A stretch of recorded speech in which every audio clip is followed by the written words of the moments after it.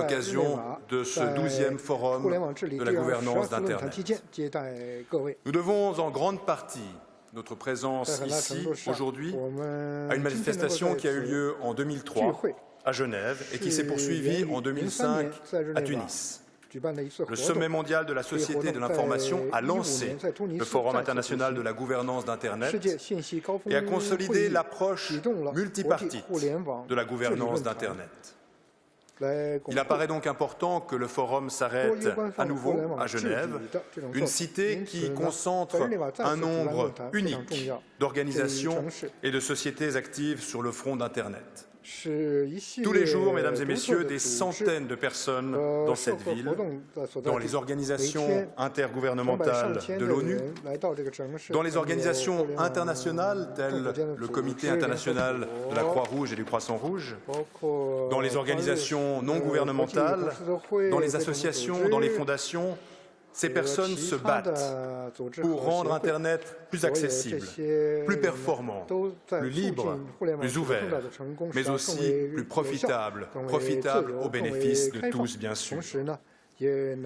À l'heure où certains menacent la neutralité d'Internet, à l'heure où l'on parle chaque jour davantage des risques plus que des opportunités du big data, de l'intelligence artificielle, mais également de la potentielle identité des robots, il est plus que jamais nécessaire de réunir les experts dans ce domaine. De les réunir autour de l'idée qu'Internet est une révolution permanente, une révolution qui, par nature, doit être solidaire. Le mot d'ordre de ce 12e forum est « Shape your digital future », façonnez votre digital numérique. Pour pouvoir façonner son avenir numérique, il faut non seulement maîtriser les outils, mais aussi avoir confiance. Confiance dans ces outils et dans les partenaires avec lesquels on va composer l'avenir. La sécurité est ainsi devenue l'un des enjeux majeurs d'Internet, avec des avis très contradictoires sur les mesures à adopter par les différentes administrations. L'enjeu de la sécurité est à la fois celui de l'Internet, au niveau de l'infrastructure, mais aussi sur l'Internet, sur les contenus. À Genève, nous avons entamé les Geneva Digital Talks pour que toutes les parties concernées, les administrations publiques d'une part, les entreprises informatiques, les fameuses GAFAM de l'autre, mais aussi les milieux académiques, les organisations non gouvernementales et également les représentants de la société civile puissent discuter librement de leur vision d'un Internet plus sûr, non seulement à tous les niveaux, mais aussi pour l'ensemble des utilisateurs. Nous présenterons le résultat de ces discussions lors de ce forum et je me réjouis d'en discuter avec vous. Vous êtes dans un pays, dans une cité où, vous le savez, nous avons érigé la complexité en un art que nous arrivons à représenter à travers l'horlogerie. Nous aimons les mécaniques complexes. Internet est complexe. Il n'y a pas de meilleur endroit pour discuter de cette complexité qu'ici, en particulier à Genève, cité de Calvin, qui a fait de l'éthique le cadre nécessaire au développement de toute activité humaine. Nous sommes convaincus qu'Internet est un outil formidablement puissant pour façonner notre avenir. Mais comme dans nos sociétés physiques et analogiques, nous devons nous assurer que notre avenir numérique est le plus inclusif et le plus respectueux de tous. Nous sommes donc heureux de vous voir ici, en Suisse, et nous sommes persuadés que la Suisse a de bonnes expériences à partager. Nous nous réjouissons également de vous entendre et de partager vos expériences afin de façonner notre avenir numérique ensemble. Je vous souhaite un 12e forum de la gouvernance d'Internet aussi productif que constructif, et je vous remercie de votre participation, que ce soit ici à Genève ou en ligne, partout autour du monde. Je vous remercie de votre attention.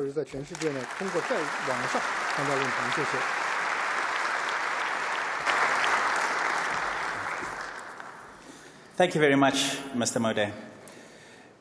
Our final speaker for the opening ceremony is the Mayor of the Canton of Geneva, Mr.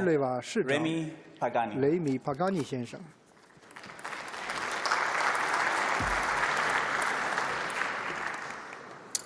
Madame la Présidente de la Confédération, Monsieur le Secrétaire général des Nations Unies, Monsieur le Secrétaire général adjoint aux affaires économiques et sociales des Nations Unies, Monsieur le Directeur général de l'Office des Nations Unies à Genève, Monsieur le Secrétaire général de l'Union internationale des télécommunications, Monsieur le Sous-directeur général pour la communication et l'information de l'UNESCO, Monsieur le Conseiller d'État, Excellences, Mesdames et Messieurs, chers amis.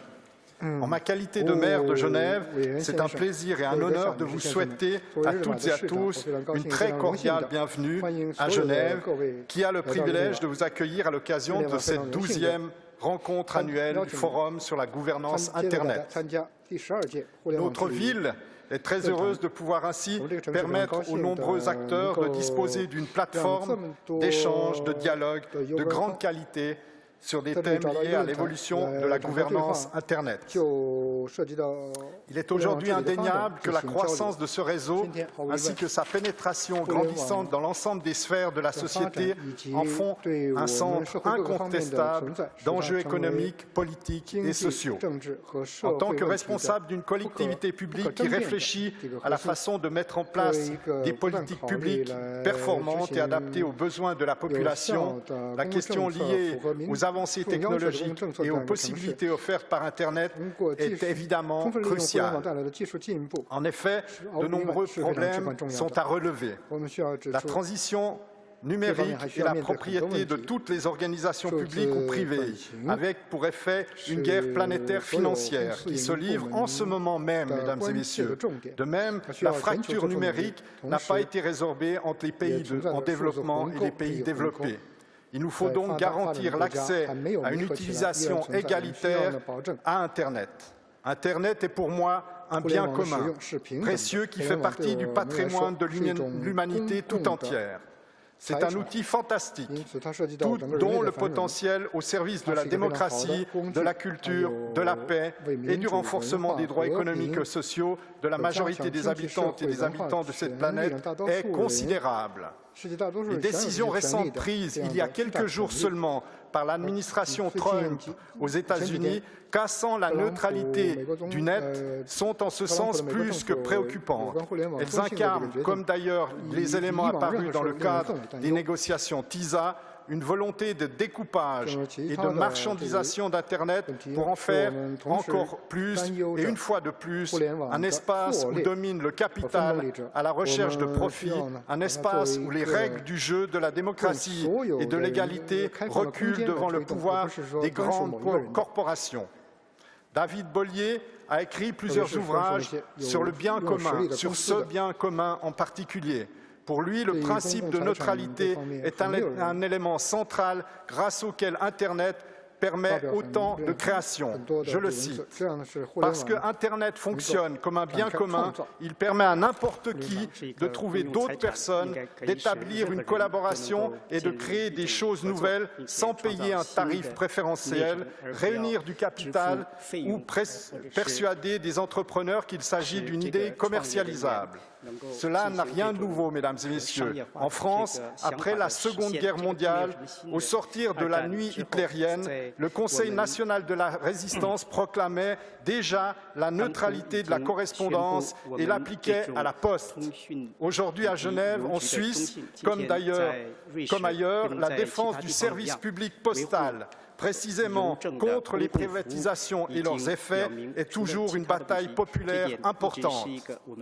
En matière d'Internet, les enjeux de la bataille sont aussi immenses. L'égalité, la transparence, la régulation démocratique plutôt que la mercantilisation à tout crin, voilà ce que vous allez débattre ces prochains jours. Ce débat est entre vos mains. Je souhaite que votre forum connaisse des travaux productifs dans ce sens. Ainsi, il me paraît fondamental que l'on puisse, dans la perspective du tout numérique, maintenir ce service public accessible à toutes et à tous au centre des préoccupations. De la même manière, on assiste aujourd'hui à une véritable explosion du développement des solutions mobiles, avec l'instauration de politiques de la donnée comme enjeu de gouvernance et l'optimisation. Chacun sait qu'aujourd'hui, tout, ou presque, se digitalise. Et demain, nous aurons sans doute accès à des services encore inimaginables il y a quelques années. Alors, quel effet produit cette digitalisation grandissante? Pendant que certains se lamentent de la fin des relations chaleureuses entre les êtres humains, embourbés qu'ils sont dans les réseaux sociaux, d'autres s'enthousiasment pour les merveilleuses promesses de l'intelligence artificielle, dont certains pensent pourtant que ce pourrait être la pire des choses de l'histoire de notre civilisation. Et si nous allons un peu plus loin dans l'observation, les choses paraissent claires. Nous sommes en train d'assister simplement à un changement fondamental des rapports entre les êtres humains. Relations dans la sphère privée, changement de relations entre les entreprises et leurs clients, changement entre les agences du service public et les usagers. Aucun type de relation humaine n'est épargné. Quelle conclusion en tirer, mesdames et messieurs? Le piège dans lequel il faut éviter à tout prix de tomber est de croire que le tout numérique réglera toutes les difficultés, créera de l'emploi miraculeusement et permettra une plus grande efficacité des services publics. La ville intelligente, les villes intelligentes dans lesquelles vous habitez toutes et tous, ou en tout cas majoritairement, seront celles qui se construiront autour des besoins de leurs habitants, non plus considérées seulement comme des usagers, mais comme des acteurs centraux de leur développement. Ce n'est qu'à cette condition que le véritable changement aura lieu, mais il se fera dans la manière dont les êtres humains et les organisations s'empareront de la révolution technologique et numérique et en feront un objet de promotion et de développement de la liberté, et pas l'inverse. Je vous remercie de votre attention.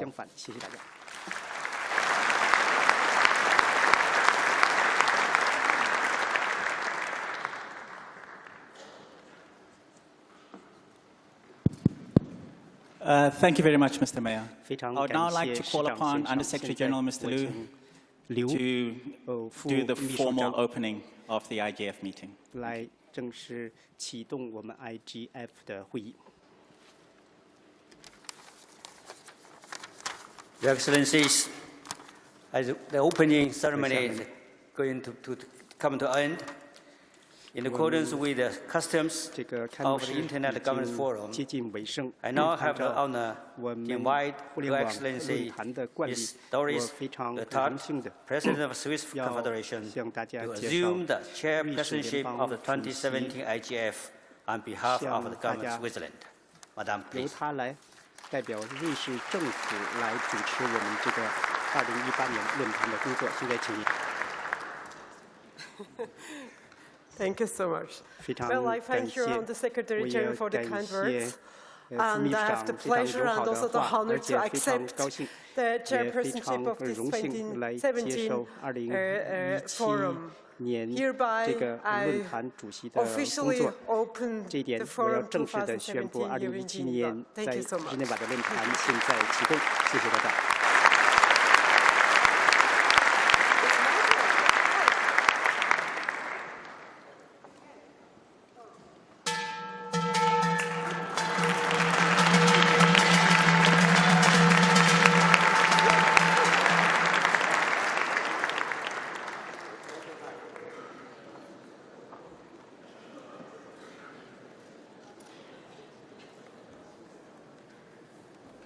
Thank you very much. We will now have a musical. 现在我们有一个音乐演出。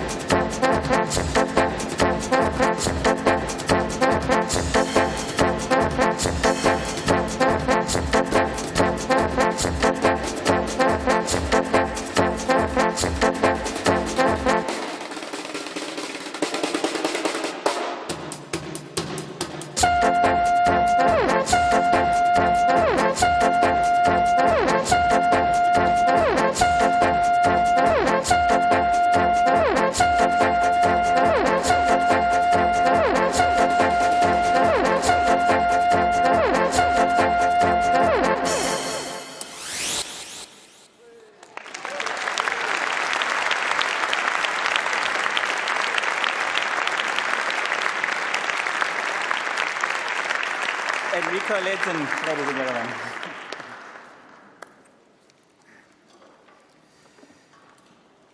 Please remain seated while Mr. Mueller, Mr. Modell, and Mr. Pagani leave the auditorium. 先生他们要离开我们这个会议厅。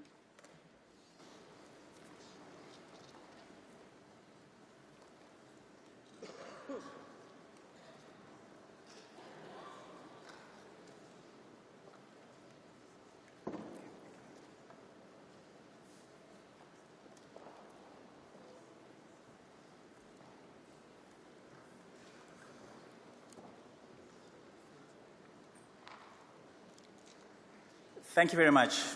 感谢 Now, 大家。 let me hand over the 现 moderation 在 of the 我 opening 现在 high-level session 我们 to 开始 Ms. 高级 Natalie 别的这 Ducomont, 个研讨 Deputy 出 Chief Editor 请 of the News Deputy Department Scholar at the 作为 Swiss National Television, 瑞士 RTS, 国家电 and the 信 remote 局的这个 moderation 负责 to 人 Mr. 来主 Jovan 持，还有 Kukubiala, 尤文·库比亚拉先生， Founding Director of 他们 Diplo 是 Foundation 我 and 们 Head of the Geneva Internet 日内 Platform. 瓦这个互联网平台的创始人，请他们来主持会议。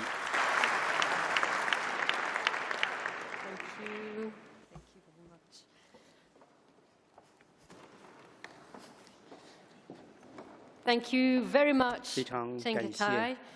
It's a pleasure and an honor, of course, to be able to moderate today's high-level session. Welcome to all of you. We're about to discuss one of the most important, challenging, worldwide impacting subject, the shaping of our future digital global governance. I will please ask our panelists, ladies and gentlemen, following our President Doris Leuthard, to come and join me on stage, please. 然后一会儿他要到我们这主席台上，请您到主席台上来。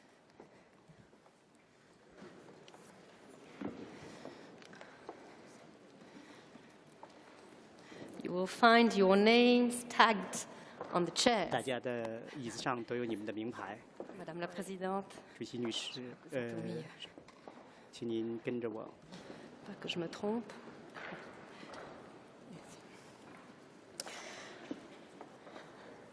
Please take seat. We will be discussing the subject not only with our panelists today, but also with you, our audience. We have special guests today in the room, and of course we have our audience outside the room following us on the internet. Jovan, here you are. Jovan, you're going to wave at me. Hi. You are our remote moderator, and you will be following the comments and reaction to the debate from the participants outside, following us on the net. Don't hesitate to let us know what they think and what they have to say about today's subject. We really want to have this panel as interactive as possible, giving a chance to everybody to be able to participate, debate. Of course, that requires a bit of discipline from us all. That's why I'm going to ask you to be as brief and direct as possible in your intervention. You know how rude journalists are. I'm a journalist, so I will be interrupting you. Please forgive me for that in advance. But it's, the timing, of course, today is tight.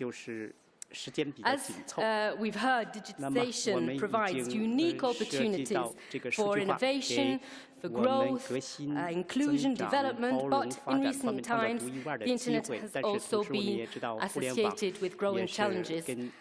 We've mentioned, of course, possible negative effects on democracy, on human rights, public trust, cyber threats. All this call for a better coordinated global digital governance system. We all agree on that, but how do we achieve it? That, of course, is the question. Well, to launch the debate, ladies and gentlemen, I would suggest that each of our panelists give us his main message on the subject, starting, of course, with our chairperson, Mrs. Doris Leuthard. Doris Leuthard, you're head of the Federal Department of the Environment, Transport, Energy and Communication. Therefore, you are at stakes with the issue concerning digitization of society.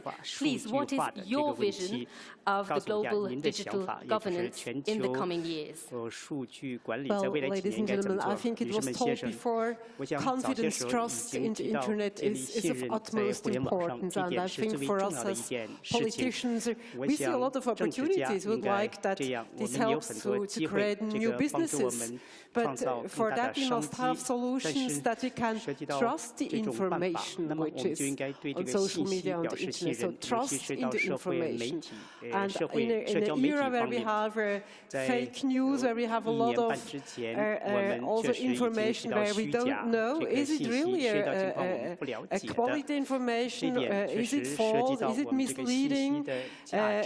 Also cyber attacks against governmental bodies as well as companies play in the trust in Internet a role. And if you want to democratize the Internet with this access to all and trust for all, I think this is for utmost importance.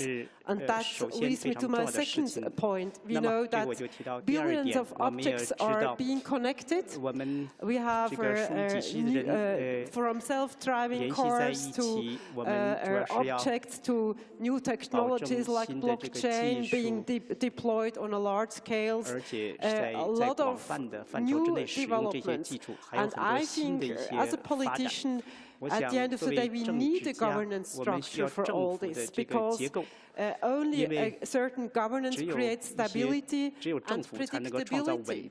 And actually, I would like the internet is free, is open, that we need no regulation, but I don't need we can do it without the governance structure. And that's what I expect from this forum, to have some guidance for us as politicians, because I don't understand every detail here. We really need experts, and if companies or the sector can do it on a self-regulatory way, fine by us. But the governance, I think that's something on multilateral level which everybody can rely on, and where also the trust may increase and not be on a lower level. Thank you very much. Yes, I suppose drawing the line between regulation and freedom will be one of the main issues today as well. Mr. Liu, Under Secretary General of the UN Department of Economic and Social Affairs and UNSC representative, please, what is your vision of the future of global Thank you, moderator. governance? I think that in digital governance or internet governance in the future, first and foremost would be global governance. Second should be a rules-based governance. Fourth should be transparent, inclusive governance. Then there should be a structured governance. There should be institutions. Of course, I think we have been living in the internet world for almost 30 years. They were still lag behind the government. Governments lag behind the development of technology. In the future, I think we should be living in the interconnected world. I think that for the benefit of humankind, for the benefit of every human being, we need to enhance the governance. I think this IGF Intergovernmental Forum provide a good opportunity, good platform, because this is a multi-stakeholder platform. I hope that we could make good use of this multi-stakeholder IGF to develop some ideas towards developing the rules for future governance. Thank you. Thank you very much. Yes, structure, that's the second time now the word comes in, the governance structure. We'll have to define what that is, of course. Mr. Hu Lintao, Secretary General of the International Communication Union, ITU, please give us your vision of how we should shape our digital global governance in the coming years. Thank you very much for your invitation. I think that I checked the panelists except European Commissioner. All the others are my friends for some time. So that I feel very comfortable here. And with our president, this year I already met her 4 times at least. In Beijing, One Belt One Road Forum, and then in New York, then last time was in UNIDO conference in Vienna. Yeah. I was very, as president, she has always been invited to speak, and the Secretary General, I will never be invited to speak. That is the difference. But anyway, I was very pleased that in whatever occasions that the president never missed the opportunity to highlight the importance of ICT and try to support ICT. That is very much appreciated. Now, for me, I think that there is something, if I may, use a very short format, protocol, that the 4 I's. The first I is infrastructure. We still need to build up a strong infrastructure to have new technologies to be used, and also to extend our infrastructure to connect those people not connected yet. To extend the power to those people not really fully profitable for our ICTs. So that the infrastructure is something we need to focus. Then to have a good infrastructure, we need investment. We don't have enough investment. We still have to push for investment. And to have the new development rely on the money only is not sufficient. We need the innovation. We need the innovative ways to do our business. And the last I would consider is the inclusive, that we have to make ICT beneficial to everybody and not to leave anybody behind. So ITU as a specialized UN agency, of course, we are working on the new technologies like 4G, 5G. We have a lot of friends very actively engaged with these kind of things. We also take care of capacity building and we focus on connected people, not connected yet. This is very, very important. Of course, the President mentioned the confidence to use cyberspace. That is absolutely important. We like to also play active roles, and ITU try to invite all the industry members to join us. And I mentioned in my speech that Google joined ITU as many members in 2015, thanks to your support. So we like to encourage cooperation, and let me just stop here. Thank you very much, Mr. Chao. Mrs. Maria Gabriel, Commissioner for Digital Economy and Society at the European Commission. What is your vision of the coming years, talking about global digital governance? Je vais m'exprimer en français pour quelqu'un qui croit en la valeur de la diversité. Tout d'abord, je voudrais dire qu'en tant que dernière venue dans la famille, je viens avec la force de ma jeunesse. Mais je viens aussi avec le respect du travail effectué par mes pairs. Et je considère le rendez-vous d'aujourd'hui exactement une occasion de dire, d'une part, nous avons construit beaucoup ensemble, nous avons réalisé et nous avons eu des succès. Tout ceci parce que ce qui nous réunit, c'est des valeurs. Donc pour moi, l'Internet du futur doit continuer à être un Internet de valeurs. Quelles sont nos valeurs? Nous voulons garder un Internet libre, ouvert, un Internet inclusif.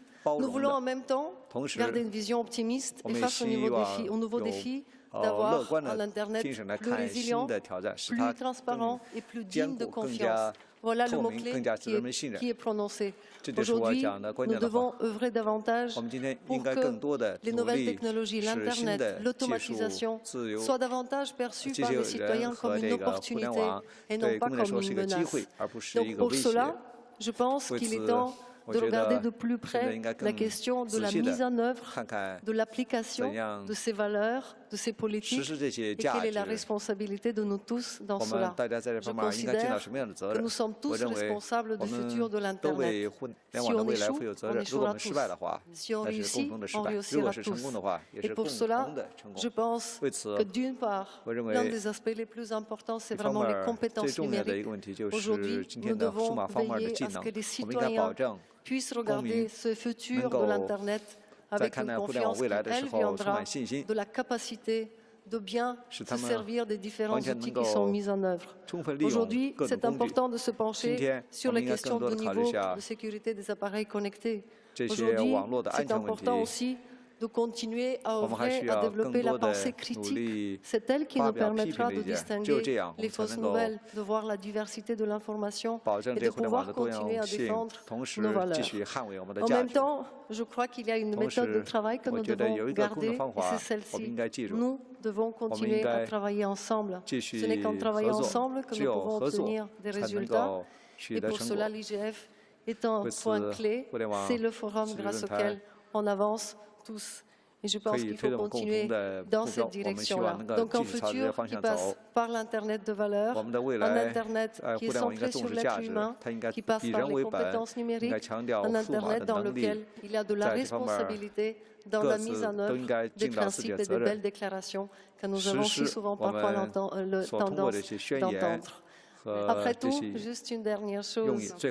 Pour moi, la transformation numérique que nous vivons, elle nous met face à un défi. C'est de garder son visage humain. C'est ça ce que nous avons unique. Jamais aucune machine, aucun robot pourra remplacer l'homme dans ce qu'il a d'unique. La créativité, l'innovation, les rapports sociaux. C'est ça qu'il ne faut pas perdre de vue lorsqu'on discute du futur de l'Internet. Merci beaucoup, Maria Gabriel. Roles and responsibilities of all the stakeholders. That is also, of course, a key to the discussion, and we'll be talking about it.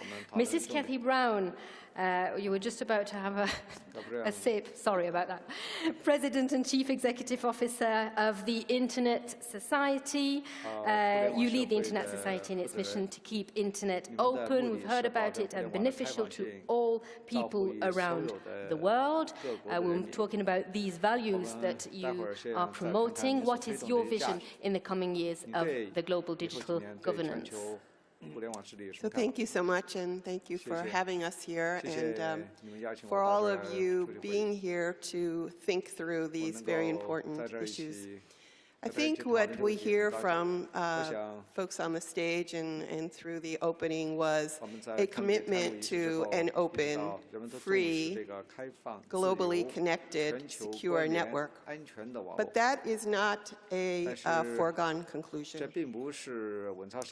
If we listen closely to what Secretary General Mueller just said, and the list of things for which he expressed some anxiety, we know that if we do not confront those issues, that we could have a very different future than the one we all want to have.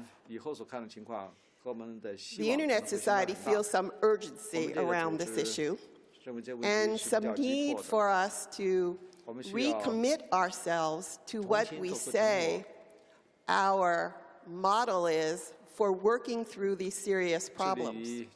We say our model is a multi-stakeholder, multidisciplinary approach to solving these problems, and yet what we see in the world is not that.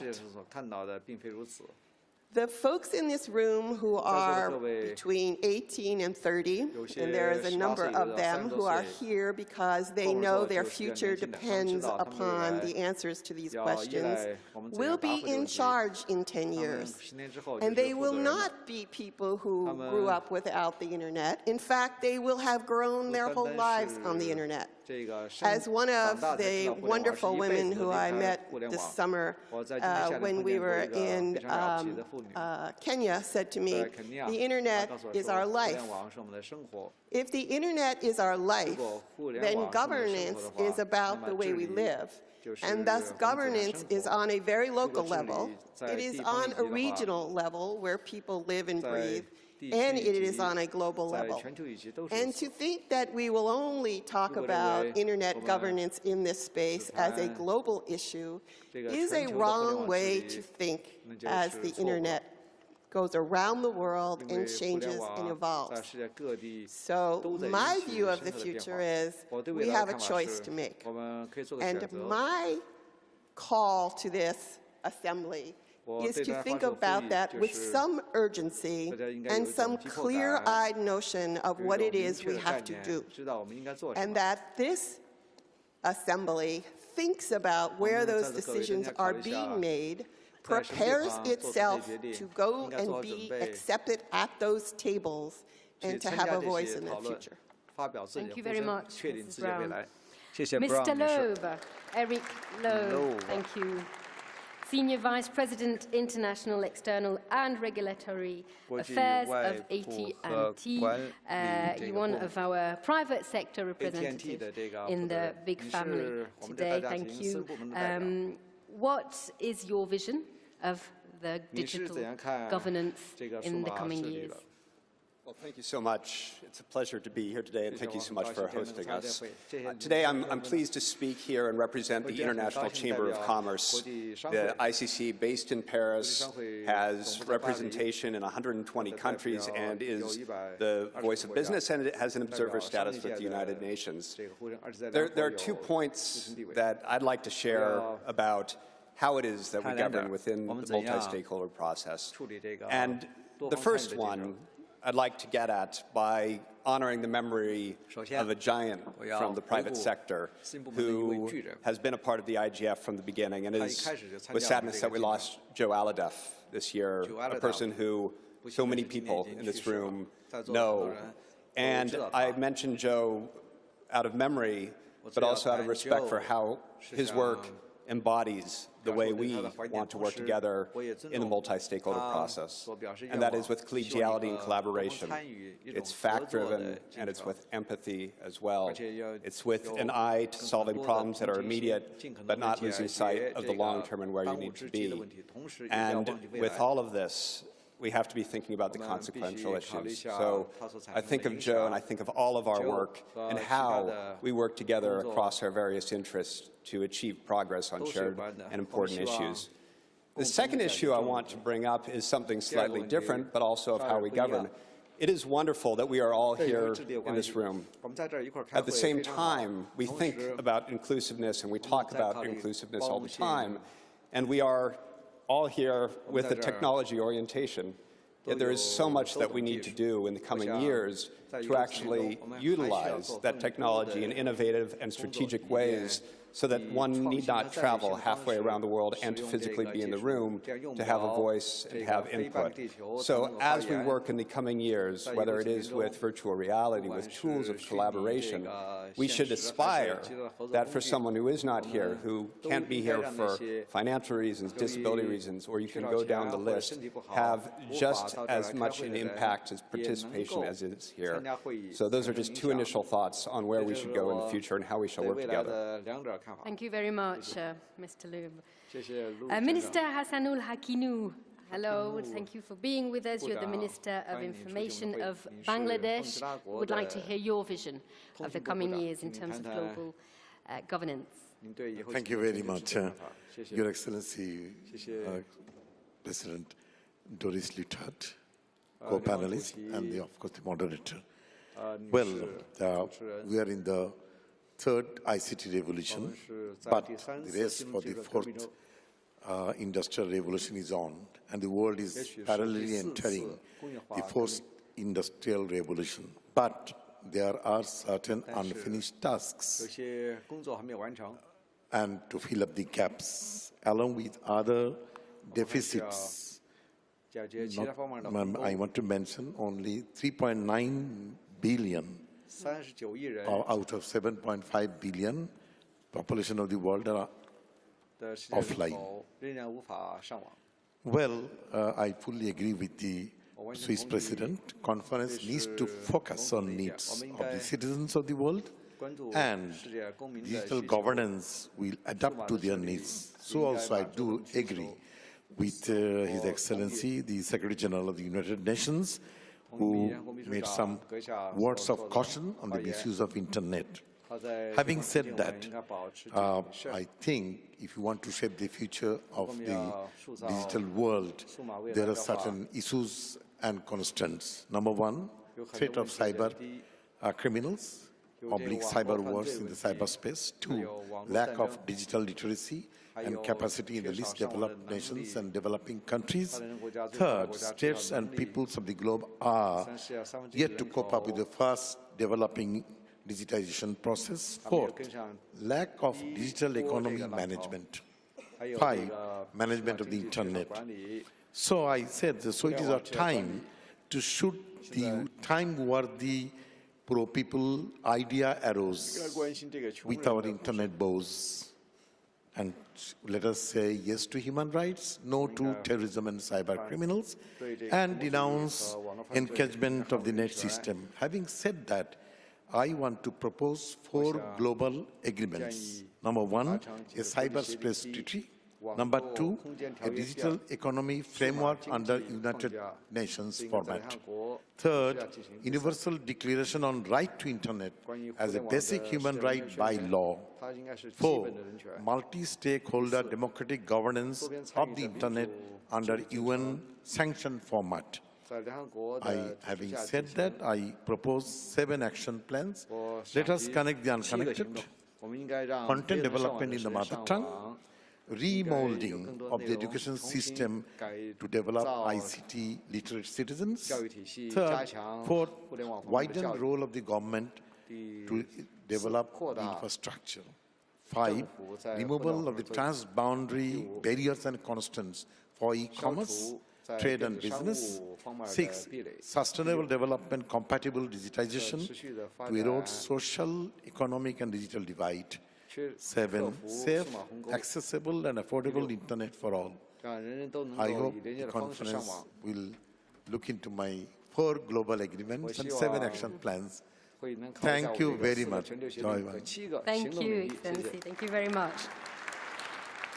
We'll surely be talking about inclusive. Mr. Vincent Cerf, hello. Vice President and Chief Internet Evangelist at Google. You're an American pioneer, of course, of the Internet, so you know where we're coming from. Do you know where we're heading to? Let's hear your vision. Simple answer is no. In fact, we're headed wherever it is that this organization eventually aims us at. But let me try to imagine that it's December 2027. We'll be sitting here again, and we will still be wrestling with a number of issues. And the reason for that is simple. This system is going to evolve.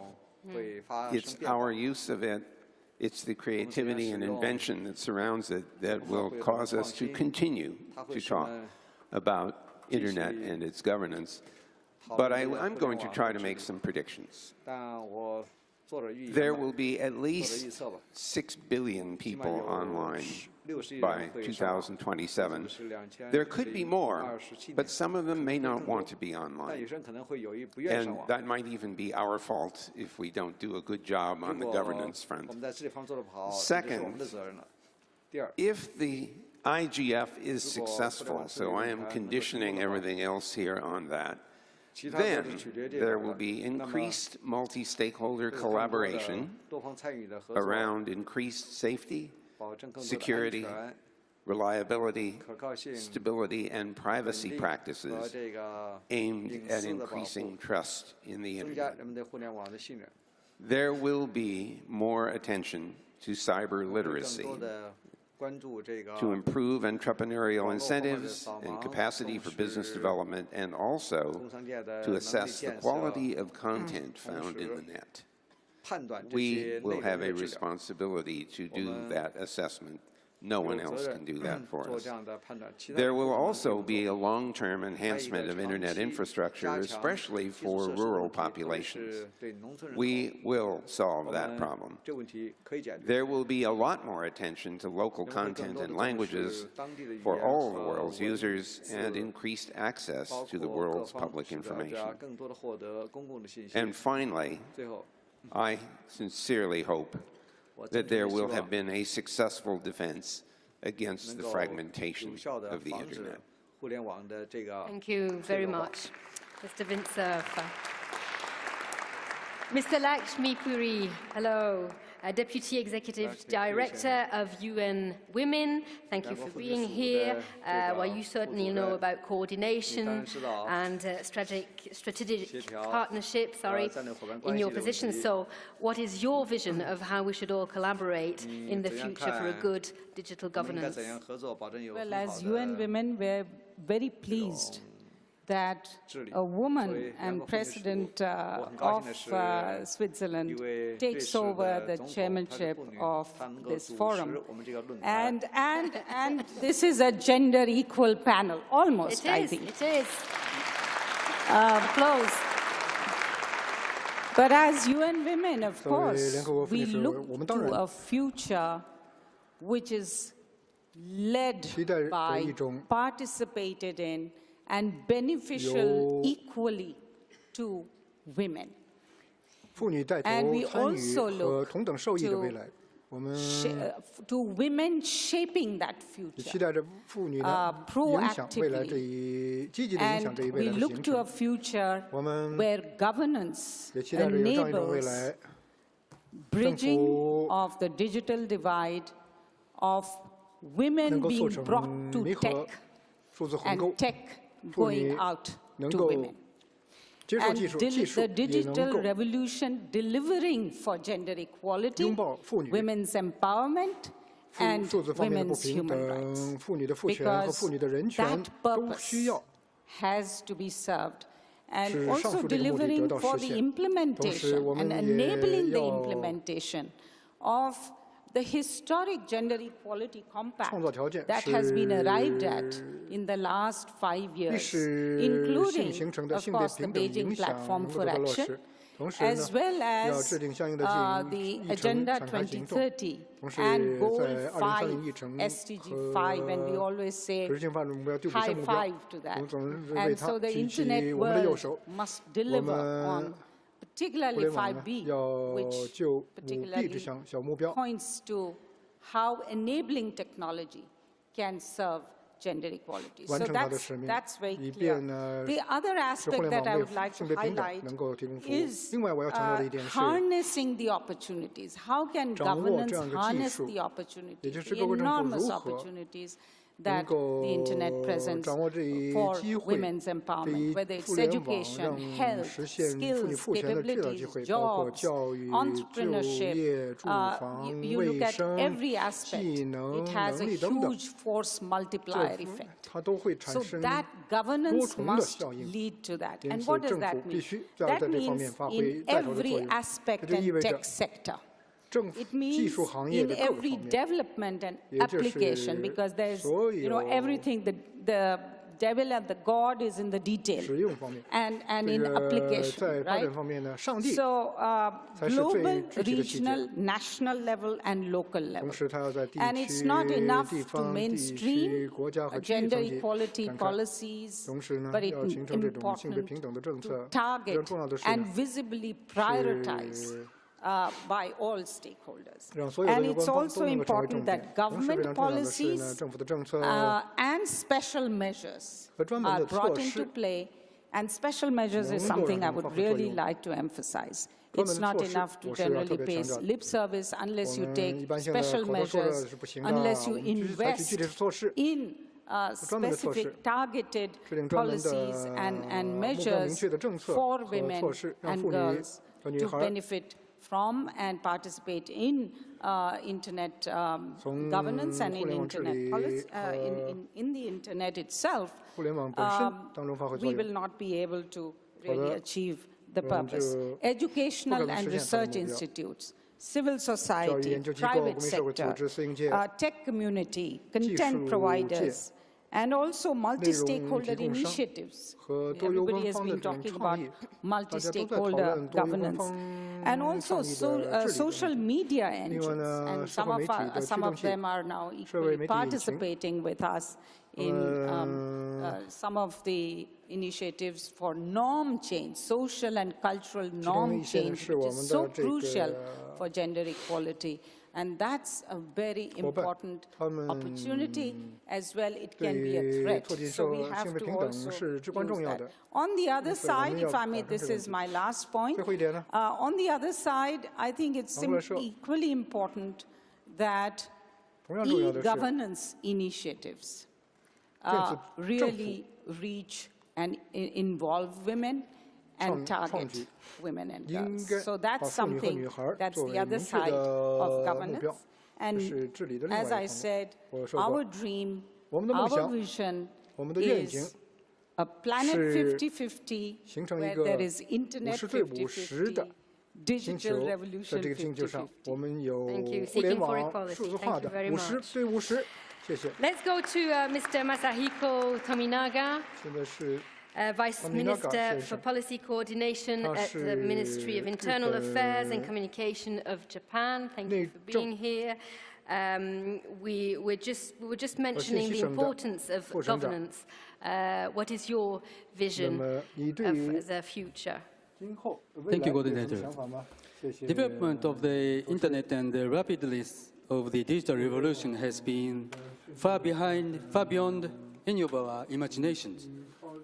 The influence of the Internet age is reaching every corner of society and the economy.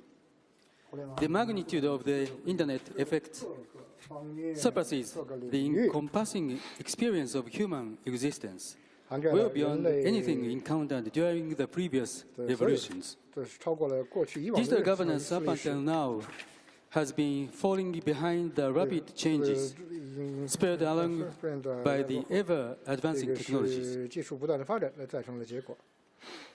Keeping in mind the tremendous potential influence on civic life society and the economy, I believe it is important to share a desirable vision for the future digitalization and the basic principles of digital governance for realizing that vision with different stakeholders. And also important is to facilitate proactive discussion on a necessary roadmap for working together toward a better digital governance. As we build up digital infrastructure and introduce digital technologies to achieve global digital connectivity, differences in governance and management of the cyberspace by countries and regions can lead to the decline of the benefits of digital technologies, drastically leading to disruption of the cyberspace. I believe it is critically important to promote worldwide coordination.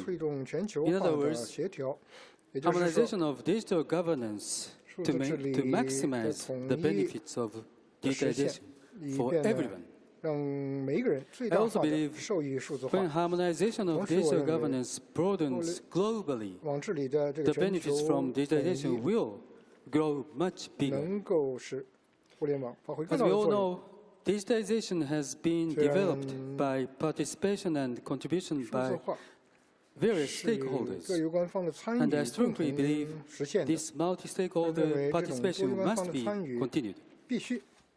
However, we know in the physical world we live in that the sole participation of multi-stakeholders will not guarantee sound and sustainable development of digital world. Action and role-taking by stakeholders is required for harmonization of digital governance.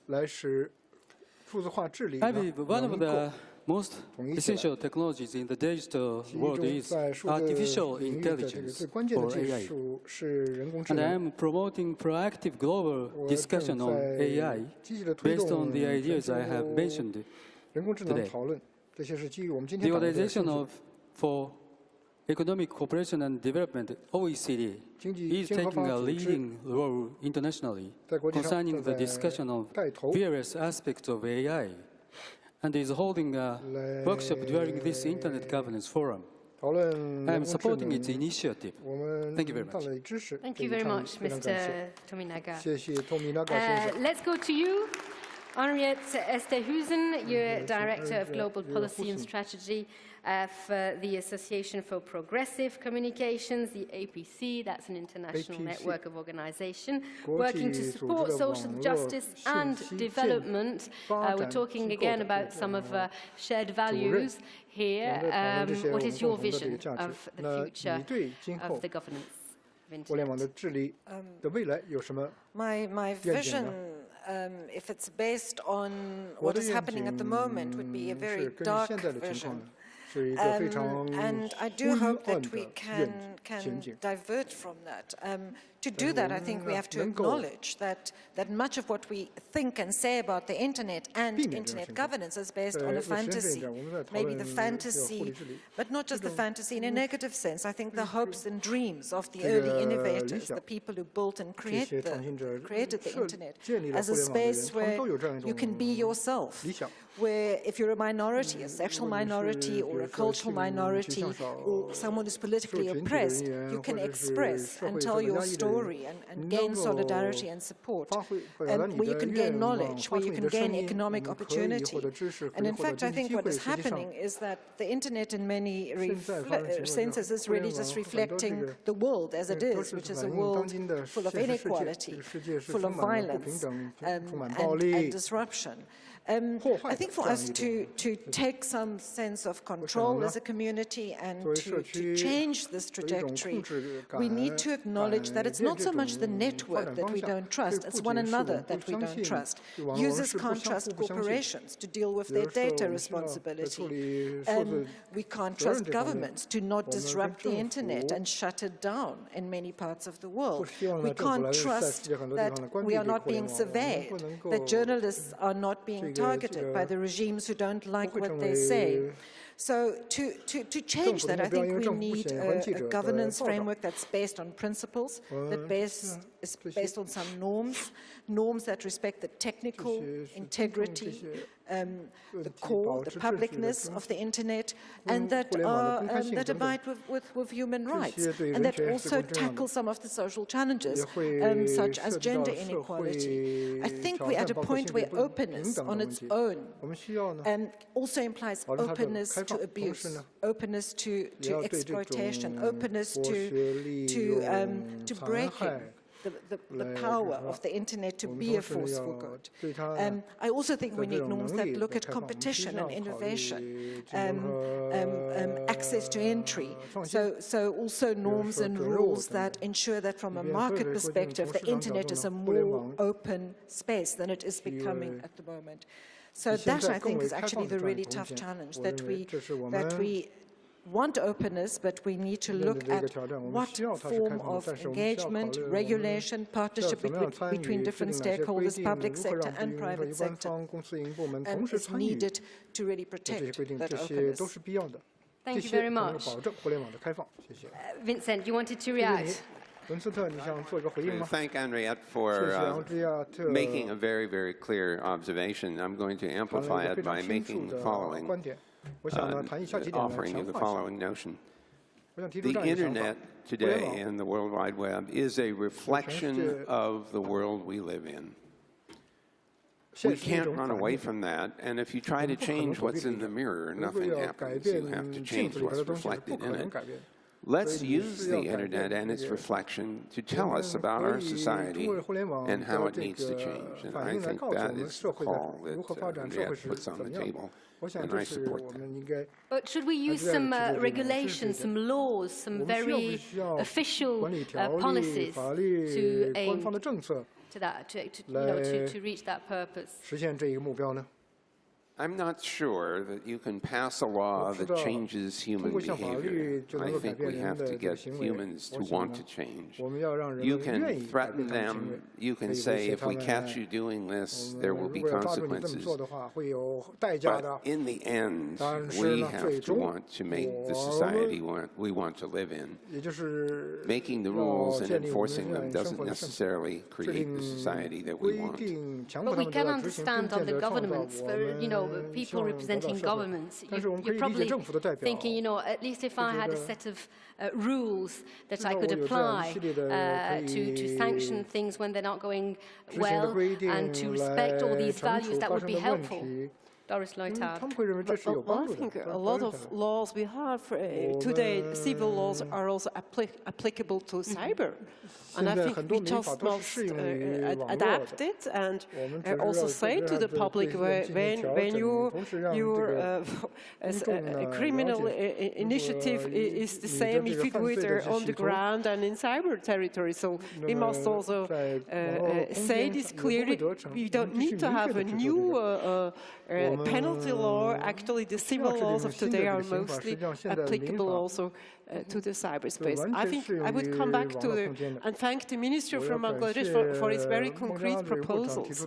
And well, we can for hours talk about inequality, and I think what he said is quite right. First of all, we must have infrastructure in all countries, and infrastructure, high broadband infrastructure. So here I think that's something governments have to do and the private sector has to do. And here creating new infrastructures. Yeah, creating high broadband infrastructure and also what was told, illiteracy or basic knowledge about the internet and all our relevant technologies. I think here that's something governments have to do, and we, as developed countries here, we have to change our classical cooperation on development, but because so far we concentrated on, let's say, old infrastructure, and I think now we must think, well, perhaps it's better to offer for some years free Wi-Fi for all. Perhaps this is much more helpful than investing in new bridges and roads and so on. I think here I made some experiences with, for example, a project with the president of Rwanda. Here, together with others, we supported the initiative Free Wi-Fi for All, and the effect was much more in favor of the population having access to the internet, having also affordable conditions, because an investor, when you have commercial rates, you will never get internet for all. And I think here we must learn what is from politicians, from governments, from private sector, something we have to do, and then the laws we have apply in this new world, and when there is still something needed, this forum can help us to say what structure in the governance is needed. The rules of law, well, that's clear for everybody. Human rights, that's also clear for everybody. So what remains in the governance structure, this we have to do here. Thank you very much. You've been asking for the mic, Mrs. Brown. No, Mrs. Puri. You wanted to react. I wanted to react, in fact, to what the President said very rightly, that it is crucial that basic infrastructure is universally available. If you just look at women's access, out of the 3.9 you mentioned, billion that were unconnected, nearly 2 billion are women. So how do we make available the connectivity? How do we create enhanced digital literacy, access to finance and payment systems, sound legal and regulatory frameworks? I think everybody has talked about. Digital education for all. I think I entirely agree with the Minister's recommendations. And how do you bridge the higher education to employment gap? You know, this whole issue of how is the internet contributing to jobs crisis, or is it contributing to a solution to the jobs crisis? I think that's a very important issue in terms of policies, role and responsibilities. And also it's about, you know, the whole issue of dealing with e-government. You know, how can, and in our context, of course, we very much want women to be co-designing, co-delivering e-governance services. And of course, it is incumbent on all actors to really take on these responsibilities on access, connectivity, enabling the use of the internet and also the impact. It's a question of willpower for every country to decide what they want for population. You wanted to react, Excellency. Let me tell you about an experience of Bangladesh. Under the Prime Minister Sheikh Hasina for the last 9 years, the poverty ratio dropped to 24% from 40%. So it is what I want to substantiate with the Excellency Madam President, that the government should come up with wider roles to develop and invest in infrastructure and other things. We in Bangladesh, to reduce the digital gap, in our secondary schools, mostly in the villages, more than 22,000 secondary schools have been given free computer laboratory. That is very important to reduce it. Now at the moment, out of 160 million people, 130 million people are using mobiles. 80 million are internet users for the last 4 years. That is the dramatic rise. I want to say that here, the right to internet, what I did say, should be by law, the universal declaration, should be a part of the Constitution. You say it's a human right, don't you? Yes. Internet is a human right. Internet, right. And I want to say that, well, Bangladesh is a showcase. Bangladesh is a showcase where the government is investing. We are not living into the so-called free market economy. Your government is investing in digitization of the whole process, especially in developing infrastructure. In all these sub-districts, we have internet hub. So the people who doesn't have a laptop can go to the nearest cyber center within 2 kilometers and talk to the mother, father, whatever, inside and outside, can record whatever they want to do. Is the private sector collaborating? No, yes, the private sector is collaborating. We have the mobile companies, foreign mobile companies, they are investing in a huge, and they are responsible for this huge mobile network expansion. We have 100% mobile coverage and internet coverage in the country. So private sector is in, but investing in optical fiber connections, that is where the private sector is not coming. The government needs to invest in the infrastructure. That is how you reduce the digital gap. The point is, the future is a digital world. So, will the future digital world will widen the digital gap or reduce the digital gap? So, I said about the constants. So, if we do not address the constants and issues, then definitely the digitization of the whole world will definitely create a glass house. But in that glass house, there will be so many uncontented people living here. But about the democracy, what the old friend has said, democracy is nothing but rule of law. To me, democracy is like a mosquito net. You sit within the net and look outside and breathe openly, but no mosquitoes coming inside and outside. So you need to take care of the cyber crime. So we need to develop a global agreement on cyberspace, cyber treaty, and Bangladesh is has drafted a Cyber Crime Act, which will be placed in the parliament in January. So I say, well, we need laws to deter criminal activities, to keep safe the cyberspace. Mind that the digitization creates a glass house where everything can be seen. But in the glass house, the children are there, women are there. We need to protect the children, the dignity of the woman, and the state machinery is there. The institutions are there. So there comes the technical solutions and the legal solutions. But the glass house will be on. Nobody can check it. But you're supporting laws application on your regional, I mean, in your country. Sorry? I mean, the laws, you're asking for new laws to tackle cyber threats, notably. Already Bangladesh has drafted laws. For last 2 years, we have been discussing with all the stakeholders. By keeping human rights intact, it is possible to draft a Digital Security Act, which will deter the cyber criminals. Well, that's the kind of issue the European Commission also has to deal with, I suppose. Would you want to react, Maria Gabrielle? Je vais commencer en disant qu'effectivement, une loi ne peut pas changer le comportement humain. En revanche, je crois qu'il faut prendre un peu plus de temps pour s'arrêter, se dire à quel niveau, quelle est l'approche qui donnera le plus de résultats.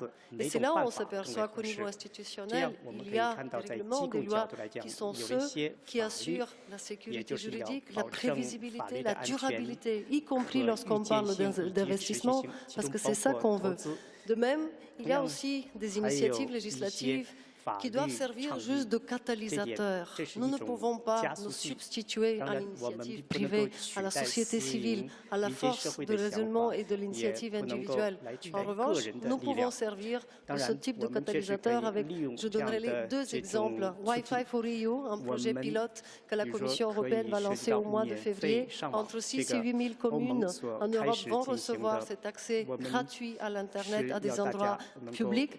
Effectivement, nous nous réjouissons si on obtiendra le soutien des États membres, de nos partenaires internationaux, si cette initiative pourrait s'élargir à un maximum d'endroits au monde. Une autre initiative, c'est la Digital Opportunity Scheme. On parle tous de la nécessité d'avoir des gens qui sont compétents, des gens qui peuvent acquérir ces compétences, offrir la possibilité à des étudiants qui ne sont pas IT spécialistes de venir, de voir qu'est-ce que c'est le blockchain, qu'est-ce que c'est la technologie quantique, le web design. Ça, c'est une possibilité. Le budget est seulement 10 millions d'euros pour le Digital Opportunity, 120 millions d'euros pour la Wi-Fi for EU. Nous sommes parfaitement conscients que ce n'est pas ça qui va changer la donne fondamentale, mais elle peut être un catalyseur de changement. Et je pense que de temps en temps, c'est ça aussi qu'on attend des autorités publiques, d'avoir cette force de dire par le biais de la loi que la sécurité, la prévisibilité, la durabilité, elle passe aussi par ce type d'initiative. Thank you very much. Katie Brown, you wanted to react as well. So I want to agree that through the enlightenment of many governments of the world, we made great progress in access. In terms of the infrastructure, we have made progress in the last 10 years. So this notion that we would all have access to the digital world is starting, although I think the Minister says quite clearly there's still a third of the world not there. So let's not forget that. But the issue becomes once we live in the digital world, how do we govern ourselves? Where we have a world that is borderless. We can reach anywhere in the world when we are on the internet. And thus the issues we have to face are very different. And the concern that we have is that the tools in a world that is rapidly changing and where the acceleration of change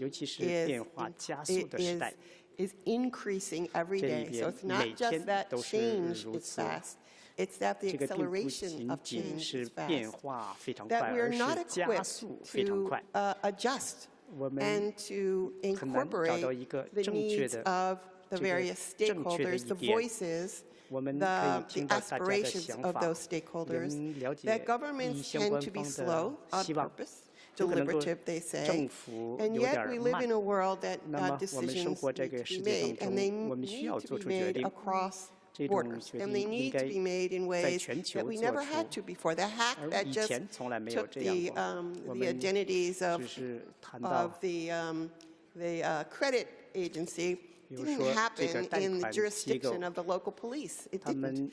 So where was that and how was that? And how can we start to think differently about that? Part of what we say when we're talking about multi-stakeholder participation, multi-stakeholder engagement, is that there shouldn't be just a simple consultation, we've got you, you put your paper in, thank you very much. But that working through those problems that are significant problems requires a different kind of decision-making that is collaborative in nature.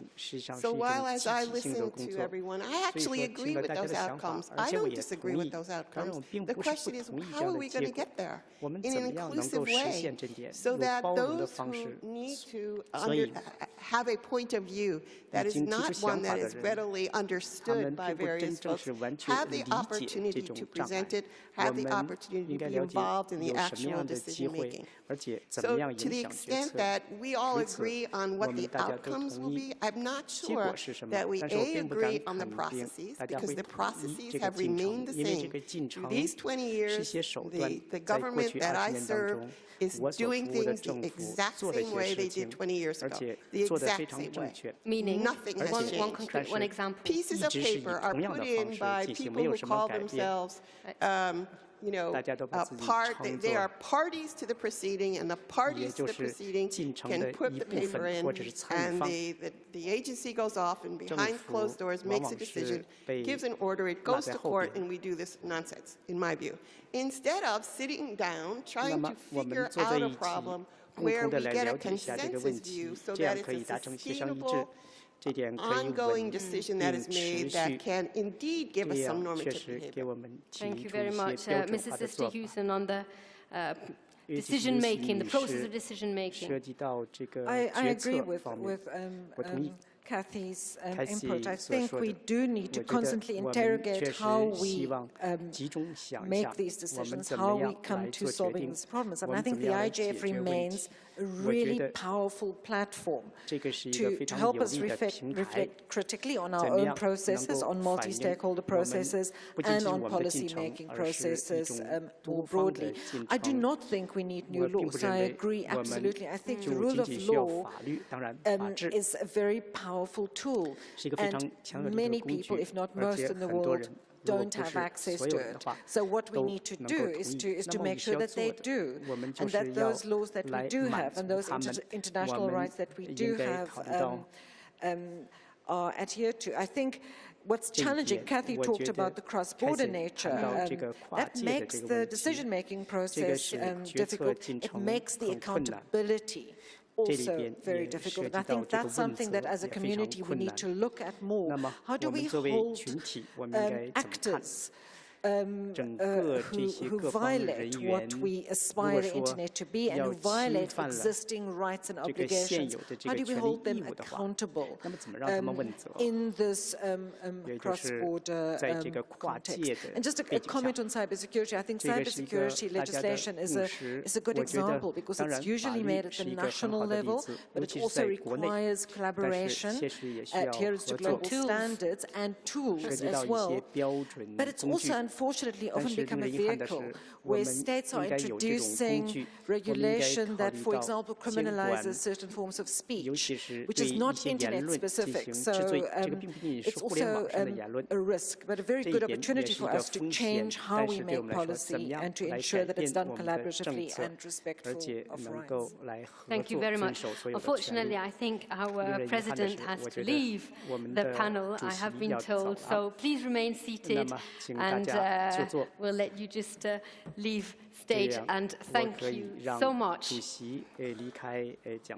Thank you, Mrs. Leutard, President of the Swiss Confederation. Dankeschön. Okay, Eric Loeb was asking for the mic. Thanks so much. Well, I just want to make a point and come back to some of the challenges that we're facing and to reflect on something Vint had said before about fragmentation. You know, many of the challenges that we've been talking about are shortcomings in our aspirations. Inclusion, connecting the unconnected, closing the gender divide. The point I want to make about fragmentation is it's a risk of regression, and one that, when playing out, impedes progress on those aspirational areas. And I just think about that. Perhaps we take stock of 20 years since 1997 with the WTO GATS, which triggered so much market opening and access. There was a wave of access and connectivity that really has drawn together the internet as we know it. And my observation as I work in countries all over the world, or regions, is there are many places where it's either getting harder to participate in the first place or you're having to exit. And so this point of fragmentation is important to highlight for its risk of achieving the other issues that we want to make progress on. Thank you very much, Mr. Loeb. I will go back here. I just would like to ask Jovan to join in because he's been making some signs and we did promise we would have an interactive debate with our audience. So let's go to you, Jovan. We're going to switch your mic on. Okay, good. On behalf of the online community and remote participants, but I noticed some of them were tweeting here from the room, therefore they are using the back channel to send the messages. There are a few trends in this discussion.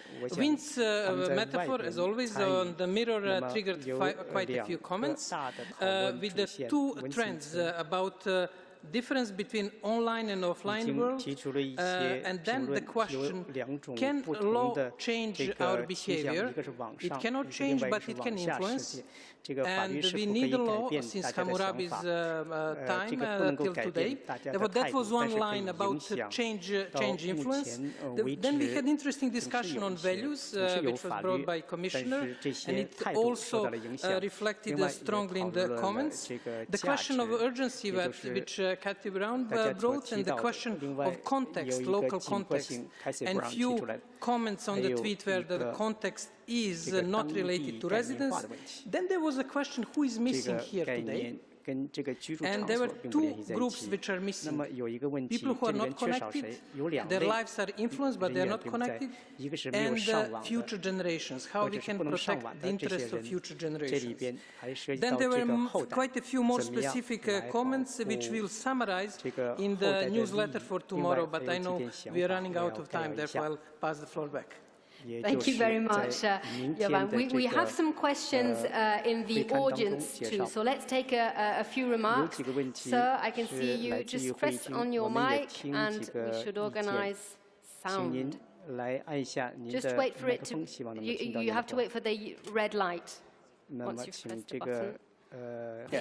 Khalid Ibrahim from the Gulf Center for Human Rights. Your distinguished speakers mentioned the need for an open and free internet. Which are the main principles of network neutrality? Now, this is lacking in our region, the MENA region and other regions. The question, like IGF after IGF, it's getting worse over there. So, is there an initiative by the international institutions to support online activists and to enhance the protection of freedom of expression on the net in our region? Is there a real initiative to support civil societies that are facing governments that almost fully own the internet in our countries? This is really very much a need that without it we are not going to make any change. And I have a small comment on behalf of the voiceless, those colleagues who didn't make it to Switzerland because of the complication of the visa. I thank to the Swiss government for hosting this IGF, but they said, my colleagues, kindly next time hold the IGF in an open, a more open and accessible country. Thank you. Thank you very much. Would anybody like to answer? Mr. Chow? About the online freedom of speech. Yes. Well, from Bangladesh point of view, let me answer this question like that. Bangladesh Constitution do guarantee basic human rights and freedom of speech. We have a special clause. At the same time, Bangladesh government for the last 8 years has opened up the broadcasting network. We have developed community radio, FM radio in the private sector. So many television licenses given to the private sector. Recently, more than 2,000 online news portals are active, and we have allowed that. But that doesn't restrict freedom of writing and speech. But at the same time, my ministry has drafted a law on broadcast law, and we are going to set up a broadcast commission that will not be in conflict with the basic right to speech and association. So we can balance. It is a fine act of balancing of human rights with the freedom of speech. That can be possible, so we can share experiences across the world. And I personally, as a minister, I will say that I am for freedom of speech totally. No problem. I was a fighter. Okay. Mr. Chow, please, on the freedom of speech and protection of civil society. Let me just answer those two questions. Yes. For example, Johan mentioned that for those, future generations, I think that is absolutely important question for us, and we consider that SME, for example, from the young generation, they're very dynamic in the SMEs, so they have very, very big power of innovation, and they have also good understanding of their local market. They want to do something, and I think that we have to work with them. And last year, actually, I was in Dhaka to join the authority to open their first innovation center, that national innovation center. So that everywhere in the developing countries, you see the young people from high-tech park, from innovation center, very, very brilliant. So that we have to try to integrate their power into our business. And secondly, for those not connected yet, I think I already mentioned that in my speech, and Ving also mentioned that he believes by 2027 we will have 6 million online. That is, I think that possible. And the ITU has already set up the target by 2020. We should have next 1.5 billion people connected online, which means from 4 to 5.5. So that from 2020 to 27, another that shall be all right. But anyhow, the problem is, we talked about this connection of 1.5 billion online. Someone calculated that we need at least 450 billion US dollars. And then we don't have this money. And then we went to World Bank. World Bank did not put this money aside. And this kind of things to the industry, they consider you're joking, Mr. Zhao. 450 billion only to connect the next 1.5 billion people. Yeah. And those, like in the villages, they need not only the internet infrastructure, but also energy to support this. So that is quite a challenge. But anyhow, I think that if we have good policy, that should be possible. One good example is Myanmar. 2011, they only had 5% of mobile penetration by the end of 2011. Then they tried to change that to 50% by the year of 2015. So I told them, I was there, that if you open your market, it should be easy. And in fact, by 2015, they already reached 67%. So this kind of things that is, I think that the good environment could attract the investment, then it should be possible to get that. But anyhow, here there is a misperception that ICT is always a profit-making business and self-sustainable. You don't need to care too much about that. I think that this is not 100% true. And the industry like AT&T, Eric, he is under very heavy competition. And if anything wrong, he could be bankrupt tomorrow. And we have a lot of giant bankrupt today. So that is something we really have to create a good environment to encourage investment, to encourage the business people to find the good opportunity to come to those areas, help us to connect people not connected yet. So that's, we also work with other partners, for example, ICT for gender balance, is that ITU designated a special day last Thursday of April of every year that for ICT for women and girls. We are very pleased to have already 160 countries mobilized. And we worked with young women to have this new project equals. So tomorrow we will have a program and sponsored by Cathy. That we were grateful for her sponsorship. We'll be following that closely. But there's still alarming signal. I was in one of the African countries this year. That the university, it's my hobby to visit the university. The 80,000 students, over the last decade, there is no single women student for mathematics. So that is a warning, so that we still have to work hard. Thank you.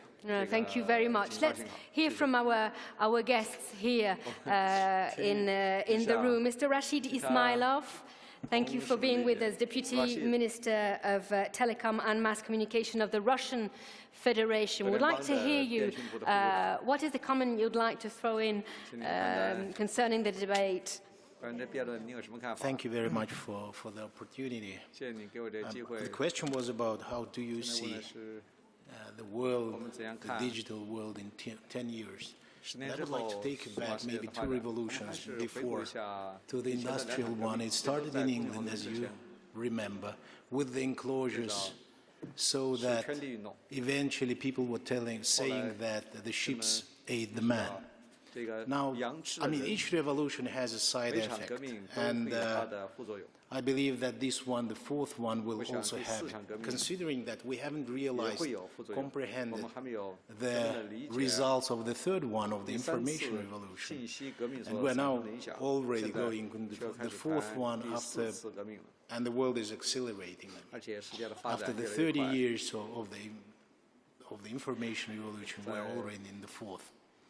Now, considering all these side effects and having in mind that the basement and the platform for the 4th digital revolution will be internet, we in Russia are very much concerned about the internet governance issues, because even here, I mean, in this audience, there were a lot of kind of cautious, the brave new world prophecies, how it will look like. Will it, increase the digital divide between the developing countries and the developed countries?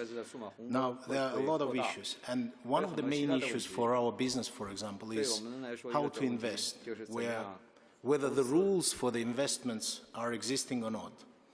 Because, I mean, it will require, the digital shift will require a huge number of investments and resources. I'm not talking about the money only. I mean, we are talking about, you know, education, preparation of the competencies, of the resources to handle this revolution, and so far and so forth.